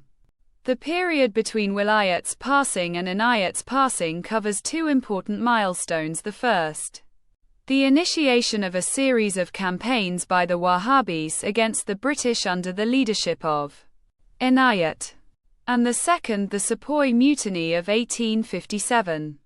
As regards the first, Inayat's premature and ill-prepared campaigns against the British awakened them to the extent of the Wahhabi resolve and network all over British India. As regards the second, there have been attempts by a few scholars to give the impression that the Wahhabis supported the Sepoy Mutiny by harassing the British in the NWF during the mutiny, which may not be entirely factually accurate. It is true that the events of 1857 allowed Inayat Ali the opportunity to harass the British. But he and the rest of the Wahhabis were clear that their goals were not the same as those of the mutineers of Meerut or Delhi. On this, R.C. Majumdar categorically states that it is not surprising that the Wahhabis as a body practically kept aloof from the mutiny of 1857. He underscores the fact that while the Wahhabis did attack the British before and after the mutiny, they stayed out during the most eventful period of the mutiny, thereby demonstrating the non-alignment of goals between the Wahhabis and the mutineers, given that the Wahhabis were vastly more organized compared with the mutineers. The latter would have benefited from the former if their end goals had been the same. According to Majumdar 135. The only satisfactory explanation seems to be that the Wahhabis favored a purely Islamic movement and did not like to cooperate with the Hindus. This view is supported by the conduct of a number of individual Wahhabis who joined mutineers at Delhi. They, Wahhabis, printed and published a proclamation inviting all Mohammedans to arm and fight for their religion. A fatwa was also published, declaring that it was the duty of all Mohammedans to make religious war, and that otherwise their families and children would be destroyed and ruined. Clearly, the aloofness of the Wahhabis during 1857 was consistent with their central and stated belief that Bharat was Dar al-Harb as long as it was ruled by non-Muslims, and the British and the Hindus, Sikhs, were both infidels in their eyes. Therefore, any attacks by the Wahhabis on the English during 1857, if any, must be seen as strategic furtherance of their stated goals by taking advantage of the mutiny, and not as an expression of solidarity or identity of purpose with the mutineers. Further, Kayamuddin points out that while Inayat Ali used the mutiny to his advantage by increasing the pressure on the British in their NWF, the rest of the organization and its vast network within British Indian territories lay low to avoid being exposed. 136. On the claim that Wahhabis must be seen as having waged the first war of independence against the British, the following were Majumdar's views.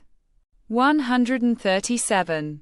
The uninterrupted steady flow of men and money from the eastern part of India, across its whole breadth to the NWFP, at a time when the British authorities were vigilant in their watch against the Wahhabi activities, indicates a highly developed organization to which there is no parallel in the history of the revolutionary movement against the British during the 19th century. To the Wahhabis belongs the credit for the first organized attempt on a large scale to drive out the English after they had established their paramountcy in India.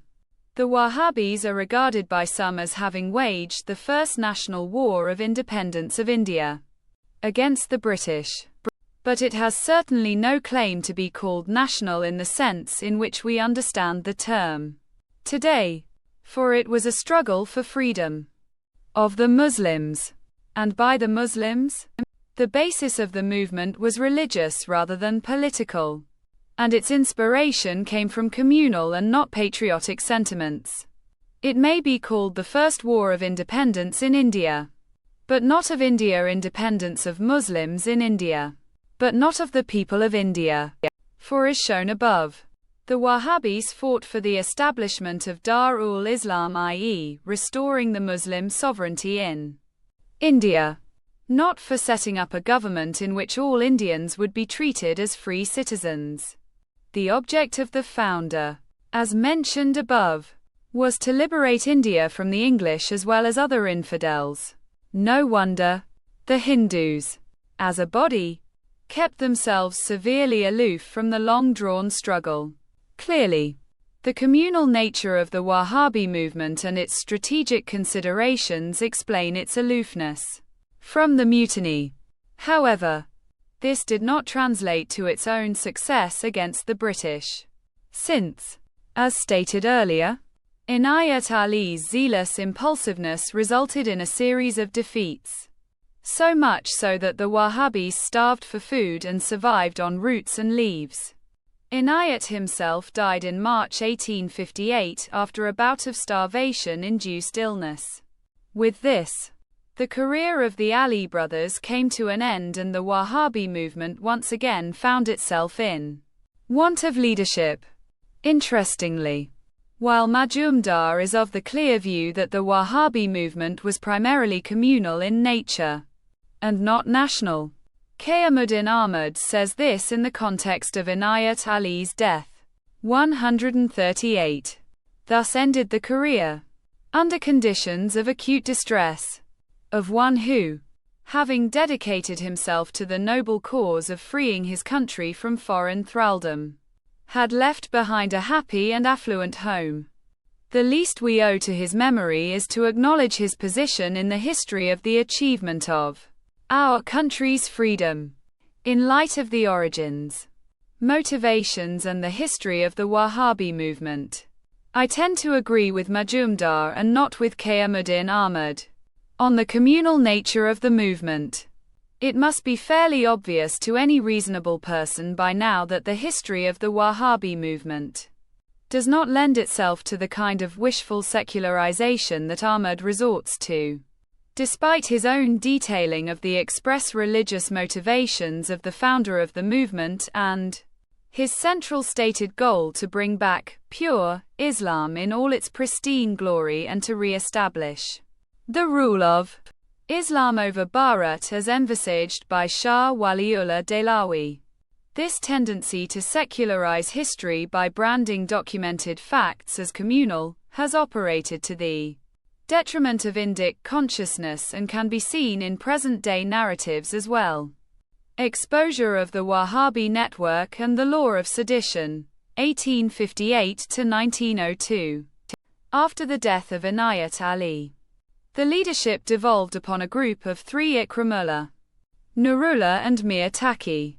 Ikramullah died soon after in battle, while the other two held the reins. Once the dust of the Sepoy mutiny had settled and the British were able to divert their attention away from Delhi, they decided to deal with the Wahhabi threat on the frontier. Here, the numbers prove the seriousness with which the British addressed the Wahhabi problem. Until 1857, the British undertook 16 expeditions, and a total of 33,000 regular troops had been sent to the NWF. By 1863, 20 expeditions were undertaken and about 60,000 regular troops were sent to the NWF. Excluding the irregular auxiliaries and police. 139. In addition to this, the Sepoy Mutiny and the British clampdown on any and all activity suspected as treasonable affected the regular and smooth supply of men and material from Patna to the NWF without detection by the British. An illustration of Thomas Babington Macaulay from the Life and Letters of Lord Macaulay, New York, 1876, by George Otto Trevelyan. A major campaign by the British against the Wahhabis was launched in 1858 under Sidney Cotton, who attacked them with 5,000 men. And with success. 140, the Wahhabis were driven away from Satana and the area was handed back to the local tribes, the Jaddans and the Usmanzais, on condition that they would not let the Wahhabis use their territory for any anti-British activity. However, the Wahhabis regrouped in 1861 and launched raids from Malka, which was 35 miles from Satana. 141. During this period, after Nurullah's death, Maqsood Ali was the head of the Wahhabis until his death in 1862. After that, Wilayat's son, Abdullah Ali, took charge of the group while the Patna center was headed by Alhamdulillah. Abdullah Ali would go on to head the movement until 1901. By July 1863, the Wahhabis regained Sitana, and by September of that year a formal declaration of jihad was issued once again, calling on all Muslims to join the war against the English infidels. 142 The British realized that a war with the Wahhabis was now unavoidable. In October 1863, under the stewardship of General Neville Chamberlain, the British launched what has since come to be known as the Ambala Campaign, which proved to be a near disaster since the British underestimated the Wahhabis, both in terms of their numbers and resolve.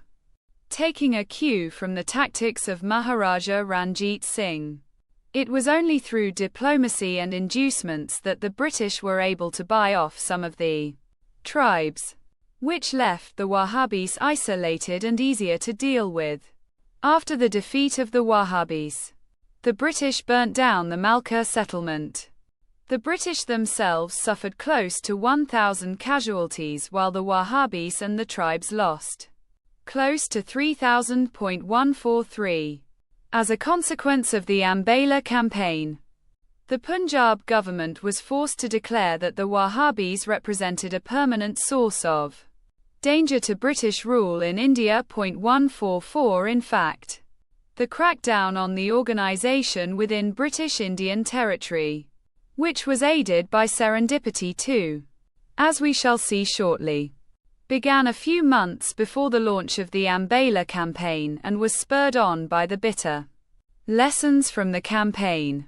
Apart from launching more punitive expeditions on the frontier, between 1863 and 1883, a number of Wahhabi leaders were arrested and prosecuted for, among other things, waging war against the Queen under Section 121 of the Indian Penal Code as it existed then. 145 by 1870, which is the year most scholars treat as the end of the Wahhabi movement.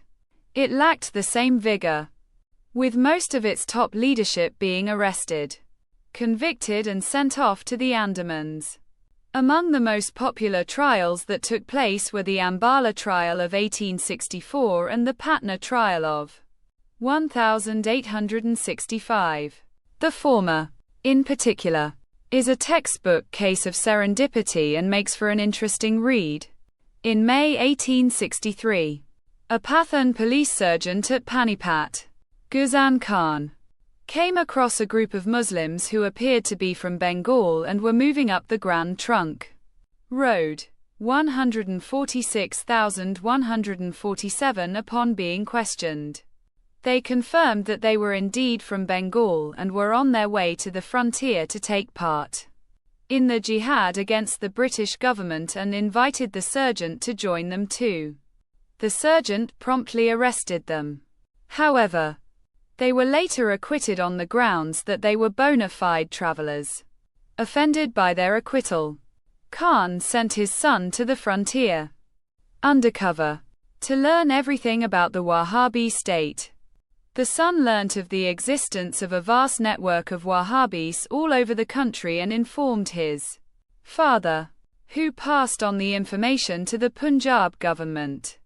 This triggered an investigation by the government, which resulted in the organization's existence, its modus operandi and its Patna connection coming to light. 148 leading to the Patna trial of 1,865,149, which, in turn, led to the Mulda trial of September 1870, and the Rajmahal trial of October 1870. 150 In September 1871, Justice Norman, the Chief Justice of Bengal who had presided over the appeal proceedings of the Patna trial, was mortally wounded in the court premises in Calcutta by a Muslim assassin. 1514 months later, in February 1872, the Viceroy, Lord Mayo, was fatally stabbed by an Afghan, Sher Ali, in the Andamans. 152. It is critical to understand that while arrests Trials and convictions of several individuals connected with the movement went on until 1883. The British were not able to fully dismantle the structure put in place by the Ali brothers in the 1830s. This was due to the mainstreaming of the Wahhabi mindset and their methods of operating under the radar. 153As for the Wahhabi presence on the frontier. They continued to support the hill tribes in their battles against the British. According to Qiyamuddin Ahmad, after Abdullah Ali's death in 1,901,154, his brother Abdul Karim took over the reins and merged the activities of the center with local politics. 155 He remained the emir of the Wahhabis until 1915.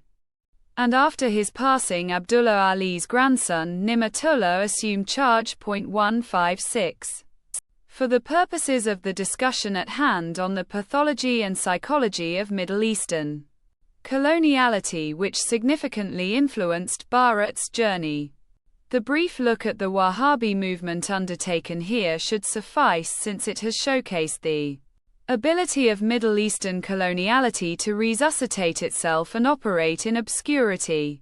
In view of this, it would be a mistake to treat military defeats, imprisonment, or even deaths of leaders as signaling the end of movements such as the Wahhabi Barelvi's foresight of investing in the community by making its members stakeholders through participation had effectively ensured a constant source of replenishment and rejuvenation.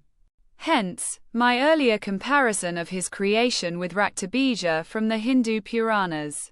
While I am not sure if such a mentality can be tackled solely by means of remedies which operate in the realm of law, it may be of interest to note that the provision relating to sedition was inserted in the Indian Penal Code through an amendment in 1870 primarily to deal with the Wahhabi threat, while sedition was provided for as Section 113 in the draft Penal Code prepared by the First Law Commission under T.B. Macaulay. For some unaccountable reason, sedition was omitted when the Penal Code was enacted in 1860. Finally, it was inserted as Section 124A in the Penal Code by way of an amendment which came into force on the 25th of November, 1870. Until then, Section 121 of the Code, which penalized waging war against the Queen, had been invoked against Wahhabi leaders and anyone else who was involved in any act of attempting to overthrow the British government. If there already existed a provision under which the Wahhabis were being prosecuted, what was the need for a separate provision such as Section 124A? It appears that the introduction of the provision was necessitated by the fact that the existing provisions of the Indian Penal Code at that time did not deter seditious acts that did not amount to waging war against the Queen. In other words, the British government wanted to penalize seditious preaching, fundraising and recruitment activities by the Wahhabis. This is reflected in the views of E.C. Bailey, then Secretary to the Home Department, Government of India, who felt that the law needed amendment to deal with these agents of sedition, namely the Wahhabis. 157 This is corroborated by the English jurist James Fitzjames Stephen, who introduced the 1870 amendment to insert Section 124A in the Indian Penal Code before the Imperial Legislative Council. The following are the relevant extracts from his submissions, made in the third person, before the Council in support of the amendment. 158. Finally, he, James Stephen, wished to observe that if anyone thought that there was absolutely no occasion for any law of this kind, he ought to look back to incidents which happened not many weeks ago. A man was convicted and sentenced to transportation for life, substantially for committing the very offense at which this section was directed.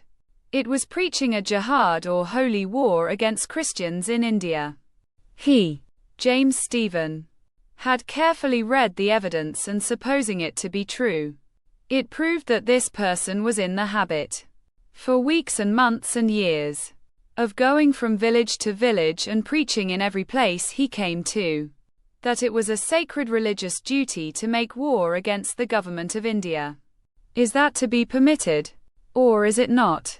If anyone really meant to say that it was no crime to go into villages and tell the people that rebellion against the government was a sacred duty, he could not argue with such a person. But if such conduct was admitted to be a crime, he would ask any person who objected to the proposed section to frame a better one. Besides the man to whom he had referred, there were 8 other men under commitment at Patna, who were charged with very similar offences. Having referred to this matter of the Wahhabi conspiracy, he had just one more remark to make on the subject.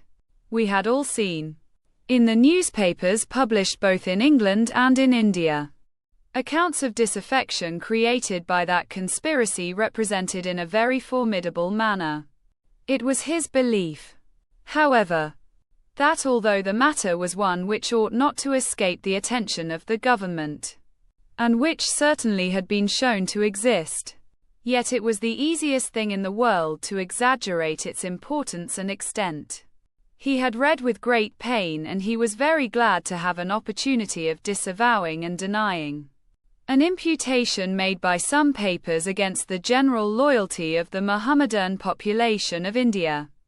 These imputations were most unfounded and unjust, and he believed that the only class of persons who deserved them were one of those sects of fanatics who were to be found in every creed. Fanaticism was by no means peculiar to the Mohammedan religion.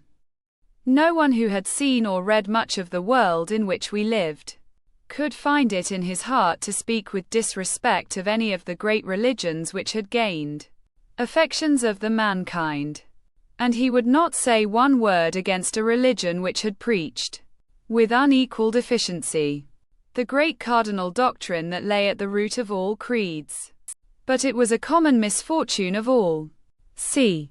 reads that in every religion there were those who would carry their theories to extreme results, to an extent inconsistent with peace and good order. His lordship knew better than most of us that there was no class of people in the world who had greater public virtues of every kind than the Roman Catholics, and there were no better men and women in private life. But there was a way of looking at the Roman Catholic creed which had been adopted by some persons, and which was inconsistent with real allegiance to the civil government. And the same might be said with regard to the Protestant religion. Although it had been the very life of many European nations, and especially of our own, there had been Protestant fanatics who had been fully as dangerous as Roman Catholics. We had had those who believed that the Pope ought to be able to depose kings, and we had also had those who preached that there was no king but Jesus, and that they, and they alone, were his representatives. There were some who entertained the opinion that peace between the Mohammedan population and their Christian rulers, however just, was a thing impossible, and that it was a religious duty to make war under such circumstances. He could only say on this subject that if people would declare war against mankind, they must take the consequences. It was not with regard to them that he wished to speak. He wished to speak more particularly of the degree in which that doctrine had been rejected by the great body of the Mohammedans. He could not of course enter upon technical questions as to the provisions of the Mohammedan law, but he wished to state as publicly as possible that the government of this country had no suspicions of the Mohammedan community as such, and knew how to distinguish between the rash opinions of a small and obscure sect and the sentiments of the vast Mohammedan population, as expressed in the papers he had before him on the subject. He had several letters, but he would only read one. It was the opinion of a large number of Maulavis upon the question of the lawfulness of a jihad in British India, which he would read to the council. The Mussulmans here are protected by Christians, and there is no jihad in a country where protection is afforded, as the absence of protection and liberty between Mussulmans and infidels is essential in a religious war, and that condition does not exist here. Besides, it is necessary that there should be a probability of victory to Mussulmans and a glory to the Islam. If there be no such probability, the jihad is unlawful. The concluding sentences of the fatwa were to the effect that, if a Christian were oppressive and did not afford protection, a jihad would be lawful if there was a probability of success. Upon this he need say nothing more than that it was much like the common European opinion, that when a government is very bad, the question whether rebellion is justifiable is mainly a question of prudence. In the present case, this question did not arise. The substance of the first part of the fatwa was that a jihad was unlawful against a government which afforded, and by people who had accepted, protection. Whether this opinion was really contained in the Quran and the traditions was not for him to say, but this he would say most emphatically, that the common good sense and common good feeling of the whole human race would justify it. Emphasis added. While James Stephen was more understated in his views about the true intention behind the introduction of Section 124A. The subsequent debates on sedition that took place in relation to its further amendment in 1898 were much more forthcoming.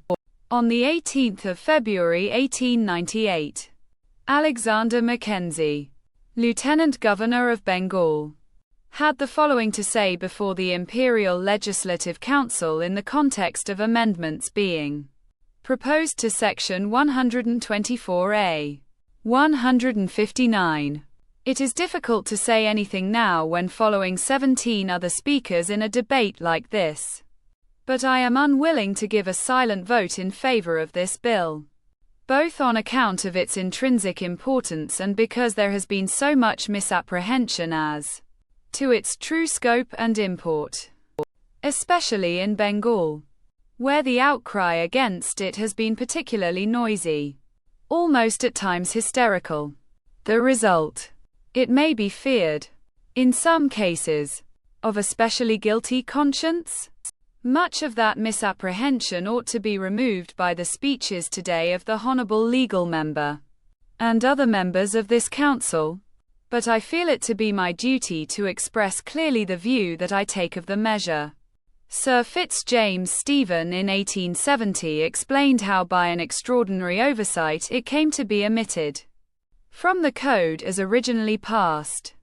He showed that sections dealing with sedition had been drafted both by the original Code Commission and by Sir Barnes Peacock, and that the section drafted by Sir Barnes Peacock, the weight of whose authority will always be acknowledged, was not only more severe than the section prepared by the Code Commission, but more severe than the measure which he then invited the Council to pass.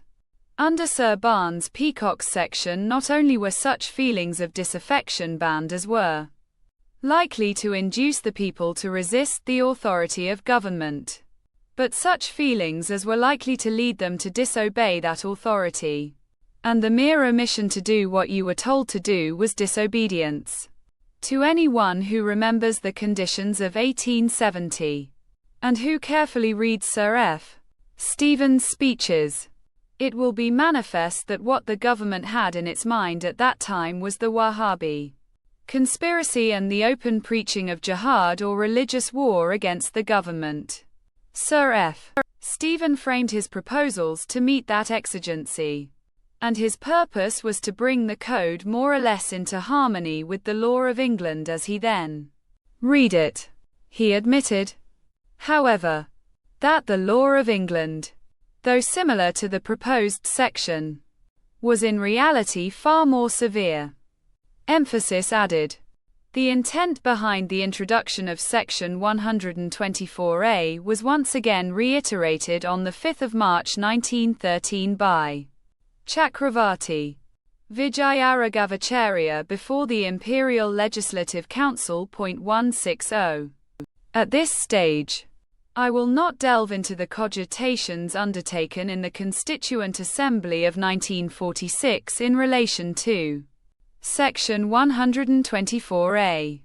But suffice it to say that the framers of the Constitution were of the considered view that, although Section 124A must be retained, its enforcement must be consistent with contemporary jurisprudence, which had enhanced the burden on the state to prove sedition. 161. Returning to the discussion at hand. Did the enactment of Section 124A in 1870 stamp out the Wahhabi network and its activities fully? Qiyamuddin Ahmad points out that even a full decade after the introduction of Section 124A, the Wahhabis continued to operate in Bhopal, Rangoon, Bihar and other places using the same template laid down by the Ali brothers, namely through gathering of recruits, collection of funds and incitement of those within the state apparatus to revolt against the infidel state. 162. In any case, an organization can be wiped out, and perhaps even a movement can be cracked down on so long as it operates under the same banner. But how does one deal with a pervasive ideology or a mindset, especially one capable of assuming different names and shapes to achieve the same goal? This brings us to the primary ideological spawns of the Wahhabi movement, namely the Ahli Hadith, Deobandi, Barelvi, Nadwa and Aligarh movements. The Ahli Hadith, Deobandi, Barelvi, Nadwa, and Aligarh movements. By the 1850s, especially in the aftermath of the rebellion of 1857, the British establishment was constantly on the lookout for traitorous and treasonous conduct. Upon the existence of the Wahhabi network coming to light between 1852 and 1863, the trials involving Wahhabis, starting with the Ambala trial of 1863, drew a lot of public attention. This had two paradoxical and almost simultaneous consequences. First, the Wahhabis and their cause attracted more sympathizers from the Muslim community. And second, the word Wahhabi had become synonymous with disloyal Muslim subject, which could result in legal prosecution. Therefore, even those that agreed with the cause of the Wahhabis or were followers already consciously avoided embracing that specific label and instead founded their own respective movements and organizations, all or most of which treated Shah Waliullah Dehlawi as their Rahnuma, or ideological guide. In his book, British Paramountcy and Indian Renaissance, R.C. Majumdar states, "The reform movement initiated by Sayyid Ahmad Barelvi and his pupils gained fresh strength after the mutiny and manifested itself in different garbs." 163. A Mosque of Darul Uloom Deoband, 1928. The modus operandi of these successor movements and their objectives may be garnered from the actions of Shah Muhammad Ishaq Dehlawi, the grandson of Shah Abdul Aziz, who took over the affairs of the Dehlawi Seminary, Madrasa-i-Rahimiyya, after Aziz's passing, much before the rise of the Khilafat sentiment and the Khilafat movement in the run-up to the First World War. Shah Muhammad Ishaq Dehlawi attempted to establish contact with the Sultan of Turkey to advocate for a larger struggle for Muslim freedom. He set up a committee under Maulana Mamluk Ali Nanautawi, which arrived at the conclusion that, given the changed political realities, impotent armed struggle must be given up in favor of Islamic education and that the time had come for the readjustment of political goals and methods. in the book Muslim Politics and Leadership in South Asia, 1876–92. Muhammad Yusuf Abbasi writes, 164. In view of changed political circumstances, it was felt that the time had come to bring about a readjustment of political goals and methods. So they sought to train an elite that would keep alive the spirit of Islam and love of freedom among the Muslim community. These aims, it was thought, could be achieved by establishing a dynamic system of religious education and immunizing the Muslim mind against the taint of Western culture. They shifted the center of their activities from Delhi to Mecca. This change of scene also marked a change of approach. In fact, Mamluk Ali was responsible for putting the collective movement of Imam Waliullah on the new path. Also, in order to deal with the changed political circumstances, these successor movements strategically avoided naming Syed Ahmad Barelvi, and instead identified with his spiritual and ideological predecessor, namely Dehlawi. Not that avoiding Barelvi and identifying Dehlawi as their guide showed them in better light, since Dehlawi's animus towards Hindus was well documented. It is against this backdrop that the founding and strategy of the successor movements must be contextualized, since they were clearly rooted in Dehlawite thought. Further, such spin-off movements would reiterate their commitment to the two pillars of Islam, the Quran and the Hadith, and espouse the discarding of so-called syncretic, read Hindu, accretions and un-Islamic variants of Sufism, thereby once again exposing the apocryphal and tenuous nature of the Ganga Jamuni Tehzeeb and Indian Islam. Some of these movements would go on to establish madrasas to institutionalize the teachings of Dehlawi, albeit without using the Wahhabi label or actively waging armed jihad. Others, realizing the futility of taking on the might of the British Empire openly, would go to the extent of attempting to prove their credentials as loyal subjects of the British, who did not see a conflict between the practice of Islam and their status as British subjects, as long as the former was left untouched. A few others, the so-called modern and westernized Muslims, would go a step further to establish institutions which blended Islamic education with English education so that Muslims did not lag behind the Hindus in access to positions of power under the British. The Ahli Hadith, Deobandi, Barelvi, Nadwa, and Aligarh movements broadly fell into these baskets. While there were, and are, internal and nuanced differences among these Sunni reformist movements on several issues, including on the meaning of jihad and in their attitudes towards the British, what is relevant to the discussion at hand is that they were largely in agreement with Dehlawi with respect to the need for removal of Sufi excesses, the Barelvi movement being an exception, and Shia, Hindu influences from the practice of Islam and the long-term goal of restoration of Islamic sovereignty over Bharat.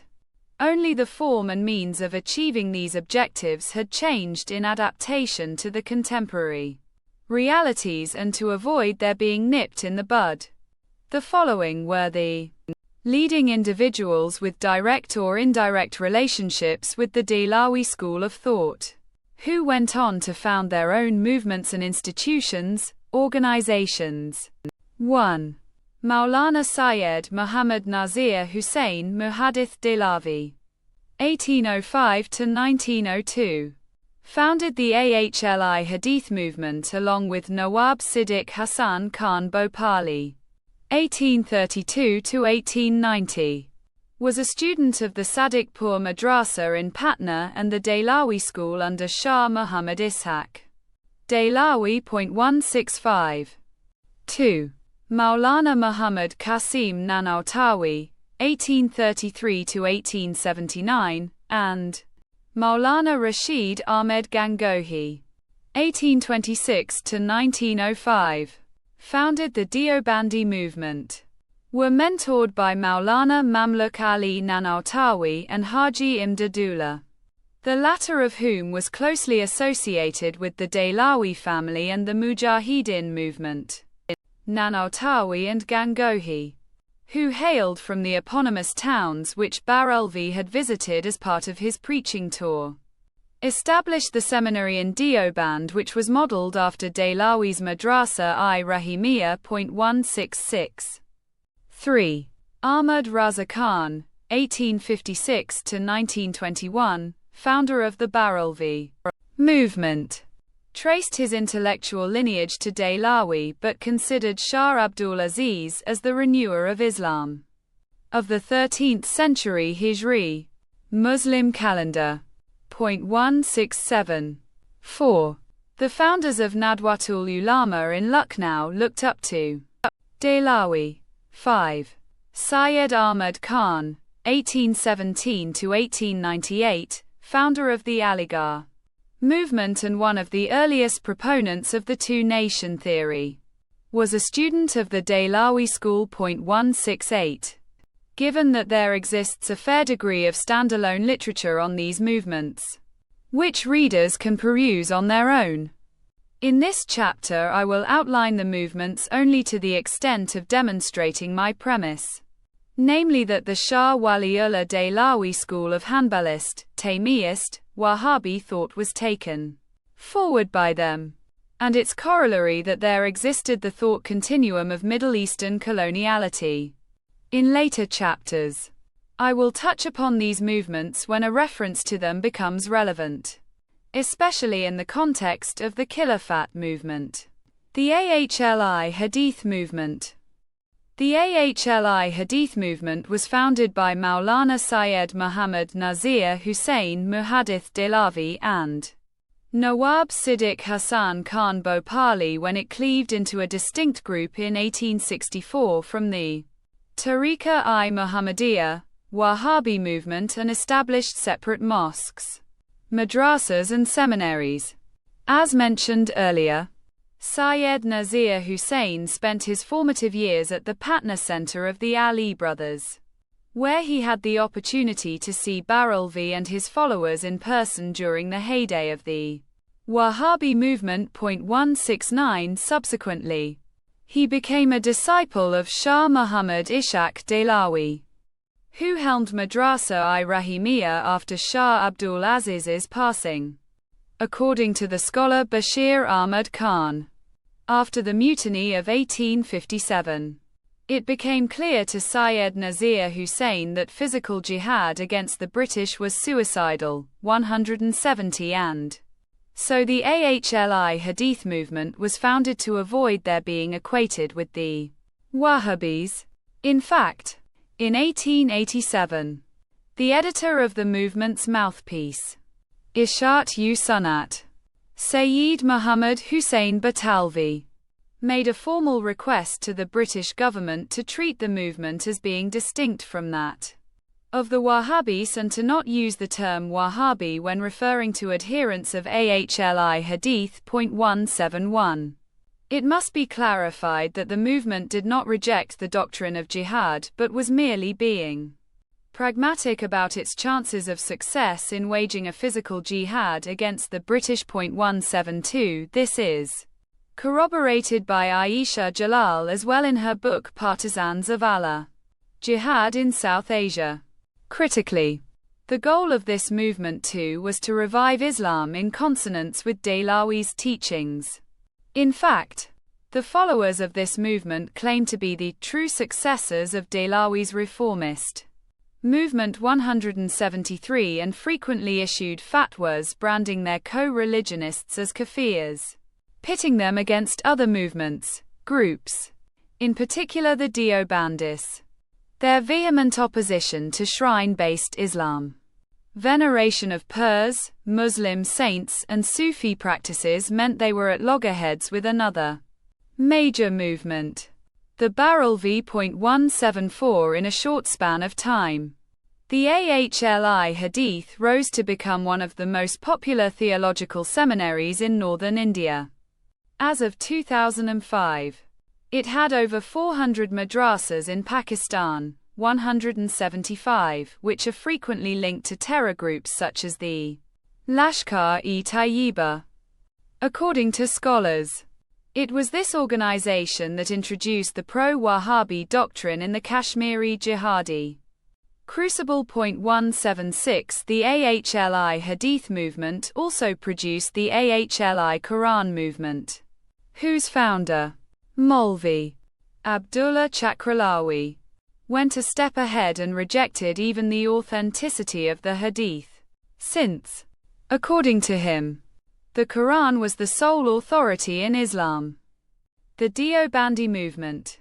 For a comprehensive history of the Deobandi movement from the horse's mouth, readers may refer to the 2-volume tome titled History of the Dar al-Ulam Deoband, authored by Sayyid Mahbub Rizvi and published by the institution itself in 1980.177. The other book on the subject is by Barbara Metcalfe, Islamic Revival in British India. Deoband, 1860 to 1900. In addition to these, Sana Haroon's detailed articles on the rise of the Deobandi movement, especially in the context of the NWF, are both informative and insightful. 178. In the very first chapter of his book dedicated to the life and contribution of Shah Waliullah Dehlawi, Sayyid Mahbub Rizvi claims that the science of Hadith, which was brought to India by Dehlawi from Hejaz, was saved by Deoband and nurtured for the benefit of all of Asia.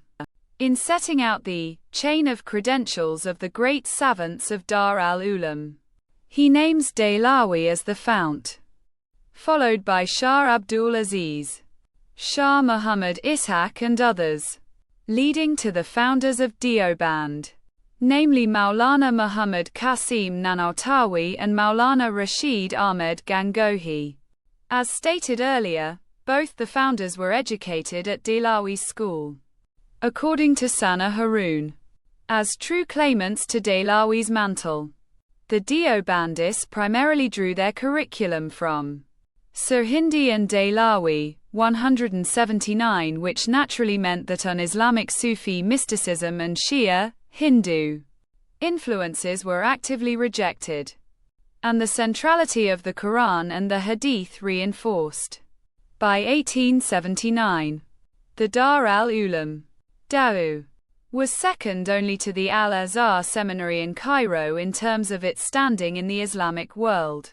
Apart from attracting scores of students from all over the country, the Deoband Seminary became the point of convergence for generations of Pashtuns from the NWF, which was not surprising given the region's pivotal role in the Wahhabi movement. In fact, the seminary became actively involved in the politics of the NWFP, with the period between 1914 and 1919 marking a point of inflection when the Khilafat movement was raging, thanks to the breakup of the Ottoman Empire in the First World War. The then vice-chancellor of the seminary, Maulana Mahmudul Hasan, went to the extent of inviting the Ottoman Empire to attack British India on the northwest frontier, which landed him in jail along with 200 of his followers. 180. In 1919, the political wing of DAU, the Jamiat Ulama-e-Hind, JUH, was established. The JUH saw itself as the representative of Muslims of the subcontinent. 181 The DAU played an active role in seeking a separate electorate for Muslims, non-interference of the state in the religious affairs of Muslims, and legal space for customary adjudication of disputes under Islamic law.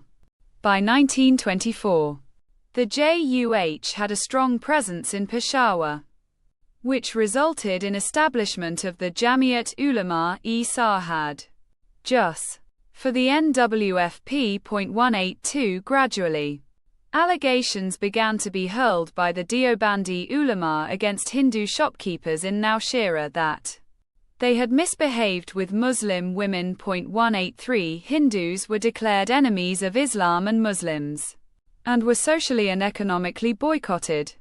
By 1936, Hindu girls were being abducted, forcibly converted to Islam and married off to Muslim men. 184 By 1945, the JUH was further split into JUH and Jamiat Ulama-e-Islam Pakistan, JUIP, which supported the Muslim League's call for creation of Pakistan. 185, the JUIP had within its ranks the leading lights of the Pakistan movement, such as Shabir Ahmad Usmani, who was one of the founding members of Jamia Millia Islamia in Delhi. In the 1980s, well after the creation of Pakistan, the JUIP split into the JUIF under Maulana Fazal-ur Rahman and the JUIS under Maulana Samiul Haq. 186 Ayesha Jalal notes in her book that it was in Samiul Haq's seminary, the Dar-ul-Uloom Haqqaniya, that future leaders of the Taliban such as Mullah Omar were educated. 187 The Deobandis received a significant degree of state support in Pakistan, with power being shared with another major Sunni group, the Barelvis, who were politically represented by the Jamiat Ulama-e-Pakistan, JUP. Effectively, Pakistan became a Barelvi Deobandi state, with the former enjoying support in the Punjab province and the latter enjoying support in the NWFP and Baluchistan. But the golden age of the Deobandis, according to Ayesha Jalal, truly arrived with the rise of the Taliban in 1979, which gradually moved towards a Deobandi Wahhabi alliance with the arrival of Osama bin Laden. 188. Predictably, on the Kashmir front, Deobandis contributed through the creation of the terror group Harkat-ul-Ansar. 189. In addition to the above list of achievements, several prominent Deobandis went on to establish their own movements. For instance, in the late 1920s, Maulana Muhammad Ilyas, 1885-1944, a Deobandi educated under Rashid Ahmed Gangohi and who came from a family devoted to Shah Waliullah Dehlawi, founded the Tablighi Jamaat. 190 In fact, Ilyas's ancestors had pledged allegiance, bayat, to Syed Ahmad Barelvi. The Tablighi Jamaat's primary focus was to spread Islamic religious practices among the Mios of Mewat, present-day Haryana, and to attract Muslims from all walks of life. 191 It believed in taking Islam out of the confines of the seminary and into society. The other prominent individual educated by the Deobandi ulama but who would later go on to have troubled relations with the Deobandis was Sayyid Abul Ala Maududi, 192, who founded the Jamaat-e-Islami Party in 1941. 193 Between 1924 and 1927, his views on the role of jihad in Islam and in the setting up of an Islamic state were widely read. According to Maududi, jihad was central to Islam because Islam's stated objective was to alter the social order of the whole world and rebuild it in conformity with its own tenets and ideals. 194 He believed, therefore, that for the welfare of humanity, Muslims had an obligation to destroy all states and governments that were opposed to the ideology of Islam. This was the essence of jihad, according to him. Further, to him, dance, music and art were remnants of Jahiliyyah. 195. The age of ignorance and darkness, a term used in Islam to refer to the pre-Islamic pagan state of Arabia. He deemed Taymiyyah, Sirhindi and Dehlawi as icons worthy of emulation since the first lived in an age of Mongol tyranny. The second resisted Akbar's gravitation towards polytheistic Sufism, and the third produced the most comprehensive criticism of Sufi and Hindu influences on Islam. Maududi praised Barelvi and Shah Ismail Dehlawi for implementing Dehlawi's views on the ground. According to Aisha Jalal, Muhammad Iqbal was so impressed by Maududi's views that he wanted to collaborate with him on reform of Islamic law. 196. Maududi, a distant relative of Syed Ahmed Khan, founder of the Aligarh movement, initially opposed the partition of India on the grounds that it would divide the Muslims of the subcontinent. However, after the partition, he moved to Pakistan and created the Jamaat-e-Islami Pakistan, with the original entity remaining in Bharat.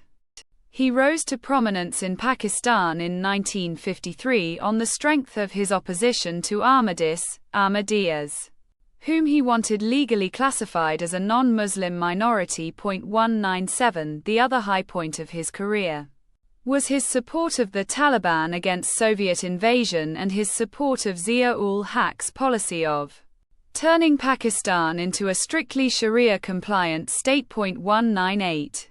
Clearly, with over 30,000 seminaries the world over, the Deobandi movement is among the most influential of the movements that drew inspiration from Dehlawi. 199. To quote R.C. Majumdar, 200. The foundation of the Dar al-Uloom at Deoband in AD 1866, which has continued to attract students not only from different parts of India but from the neighboring Muslim countries also, was the greatest achievement of the Wahhabi school of thought in India, the Barelvi movement. The Barelvi movement, which arose in response and opposition to both the Ahli Hadith and Deobandi movements, was founded in the 1870s by Ahmad Raza Khan. Raza Khan stridently opposed the other two movements on their negation of veneration of saints or pirs and shrine-based Islam. The Barelvis embrace both aspects, despite tracing their intellectual lineage to Dehlawi, but agree with the other two movements on the need to check alien influences, namely Shia and Hindu. 201. According to Aisha Jalal, Raza Khan is reported to have said that if a Muslim were presented the choice of offering water to a thirsty infidel or to a dog, he should offer it to the latter. 202. He rejected the use of armed jihad against the British since the religious freedoms of Muslims remained unaffected under them, given that Raza Khan himself was a Rohilla Pathan. The Barelvi movement attracted the Pathans of Rohilkhand heavily, and also followers from the rural parts of the United Provinces and Punjab. 203. The Barelvis too make the claim that they alone are the true followers of the Islamic prophet's path, the Sunnat, and therefore are true Sunnis. As stated earlier, the Barelvis have a major presence in Pakistan's Punjab province, and have a significant presence in Bharat as well. The Nadwatul Ulama movement.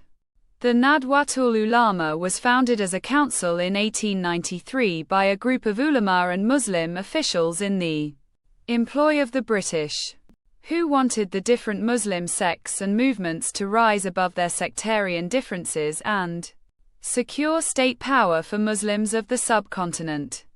This group's focus was on producing Muslims who drew pride from traditional Islamic learning and not from being westernized. 204. To this end, they founded the Darul Uloom Nadwatul Ulama in 1898. Where the focus was on mastery of Arabic and a deep study of the Quran. 205. However, according to Barbara Metcalf, English was not abhorred, since the founder of the seminary, Muhammad Ali Mungari, was of the view that if Islam had to win converts from the West, especially America, it was imperative for the faithful to learn English.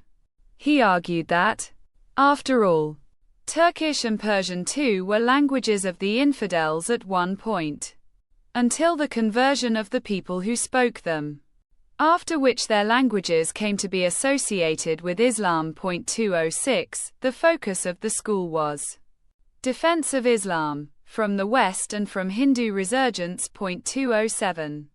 Over the years, the institution resembled the Deoband in its curriculum and emphasis. 208. Apart from the reformist movements discussed so far, which had some connection, whether direct or intellectual, with the Dehlawi school of thought, the other movement which arose in the 1870s is the Ahmadiyya movement, founded by Mirza Ghulam Ahmad, 1835 to 1908. This movement had its origins in Qadian, Punjab. It too believed that there was an urgent need for reform and that Muslims must return to the basic tenets of Islam. However, what distinguished Mirza Ghulam Ahmad's position is the belief that, akin to the Islamic prophet, he too was the recipient of divine communication and was himself a prophet. 209,210. To make matters worse, Ghulam Ahmad believed that he was divinely ordained to spread the word that British rule must be accepted by Muslims. 211. And that jihad was completely prohibited. 212. Naturally, such declarations did not endear him to other movements. However, notwithstanding his messianic claims, he too had no love lost for Hindus and frequently launched vitriolic attacks against them. 213. Clearly, the common out-group which was the object of unreserved hatred of each of these movements was always the Hindus. Coming back to the Dehlawite movements, from the Ahli Hadith to the Nadwatul Ulama, there was a gradual movement from Puritanism to some room for accommodation of Western education, alongside traditional Islamic education. With the Aligarh movement, we will see a greater emphasis on combining Western and Islamic education. This did not in any manner amount to dilution of the core objectives of Islamic reform and restoration of Islamic state power in the Bharatiya subcontinent and outside. In this regard, Barbara Metcalfe's summary of the Ahli Hadith, Deobandi and Barelvi movements and their broad areas of intersection and departure is worth reading, since it largely applies to all the Islamic movements of the time and underscores the central point that these new sects merely represented new strategies to reinforce old patterns. 214. The three main groups of Sunni ulama thought of themselves as rivals, both intellectually and socially. Each represented a different stance within the faith, emphasizing different branches of learning, adhering to different jurisprudential positions, and striking different balances between a primary role as mediator and one as instructor in religious responsibility for the believer himself. Overall, the Deobandi and Ahli Hadith, who rejected customary practices and parochial cults, appealed to the more urban and educated, whereas Barelvi support was largely among the rural and less well-educated. Moreover, each group of ulama was distinguished not only by an intellectual position but by shared roots in a specific geographic area, by membership in a Qawm of the North Indian Ashraf, and in two cases by ties of Sufi brotherhood. In fact, however, all these groups were concerned with the law and with devotion to the Prophet, and all expressed their beliefs in a self-conscious oppositional style, although all offered a characteristic set of teachings. The ulama of each group were many things to many men. Villagers near Deoband regarded its ulama simply as good and holy men, as suggested by the death of one of Rashid Ahmad's most devoted disciples, oblivious of reformist concerns but dedicated to a holy man. During Saima, at Ajmer, there were, similarly, not only simple villagers among the supporters of the Barelwis, but government servants as well.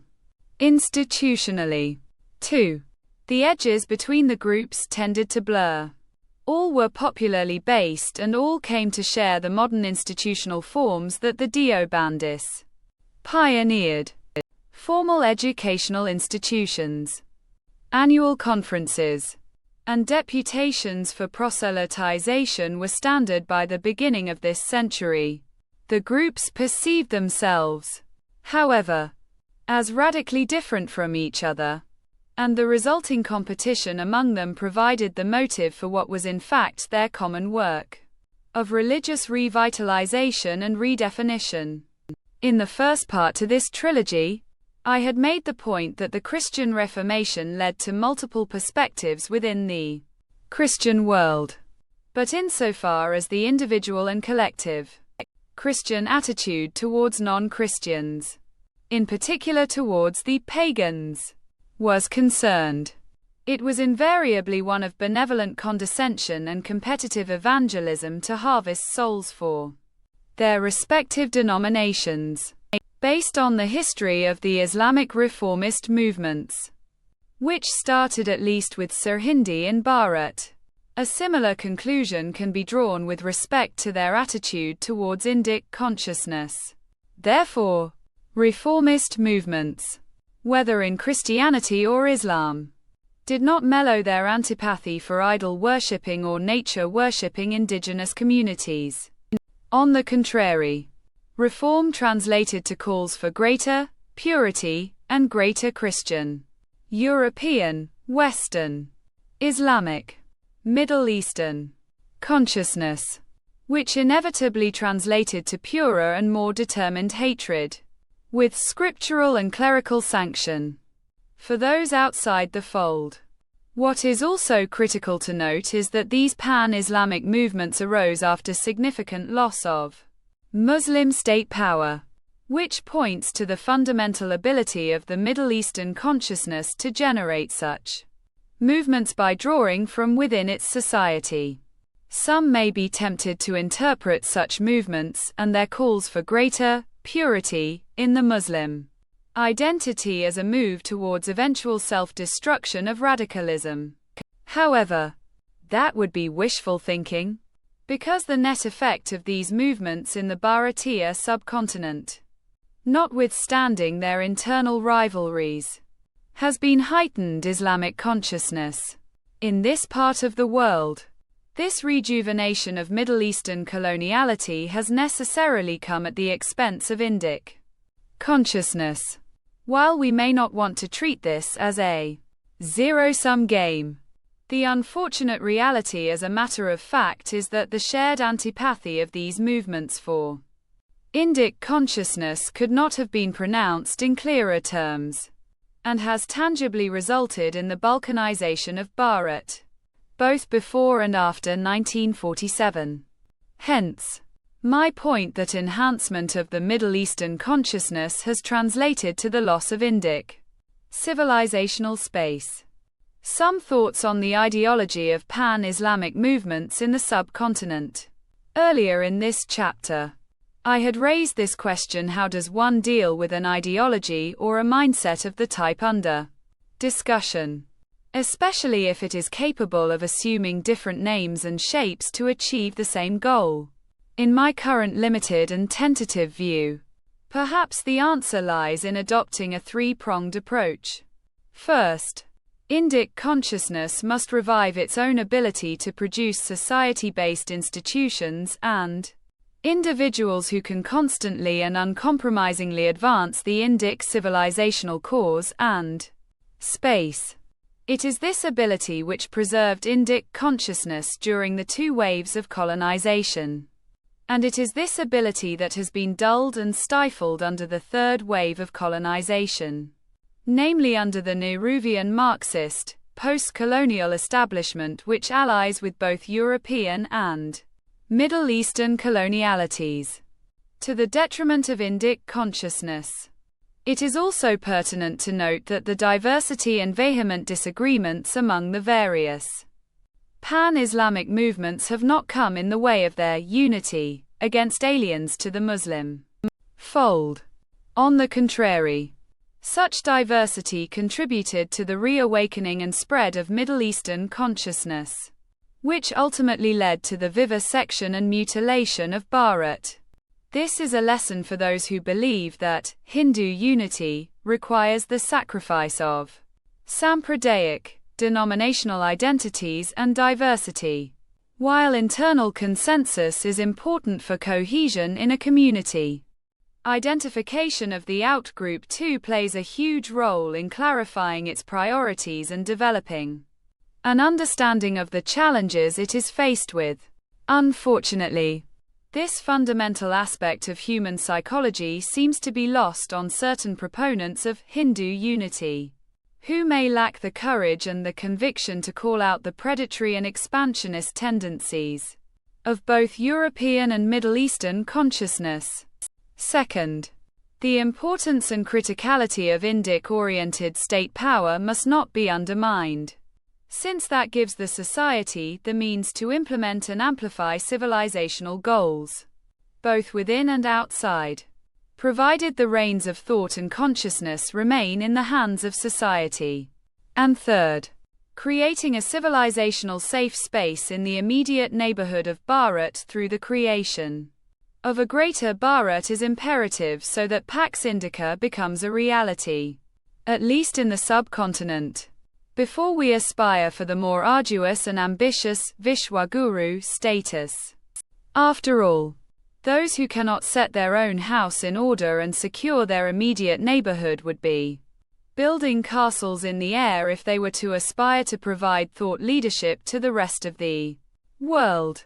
With these thoughts, and in light of the history of pan-Islamic thought initiated by Sirhindi, taken forward by Dehlawi and actioned by Barelvi, and which inspired multiple movements, each claiming to trace its intellectual lineage from either or all the aforementioned triumvirate, I will now proceed to discuss perhaps the most well-known and the most impactful of these movements.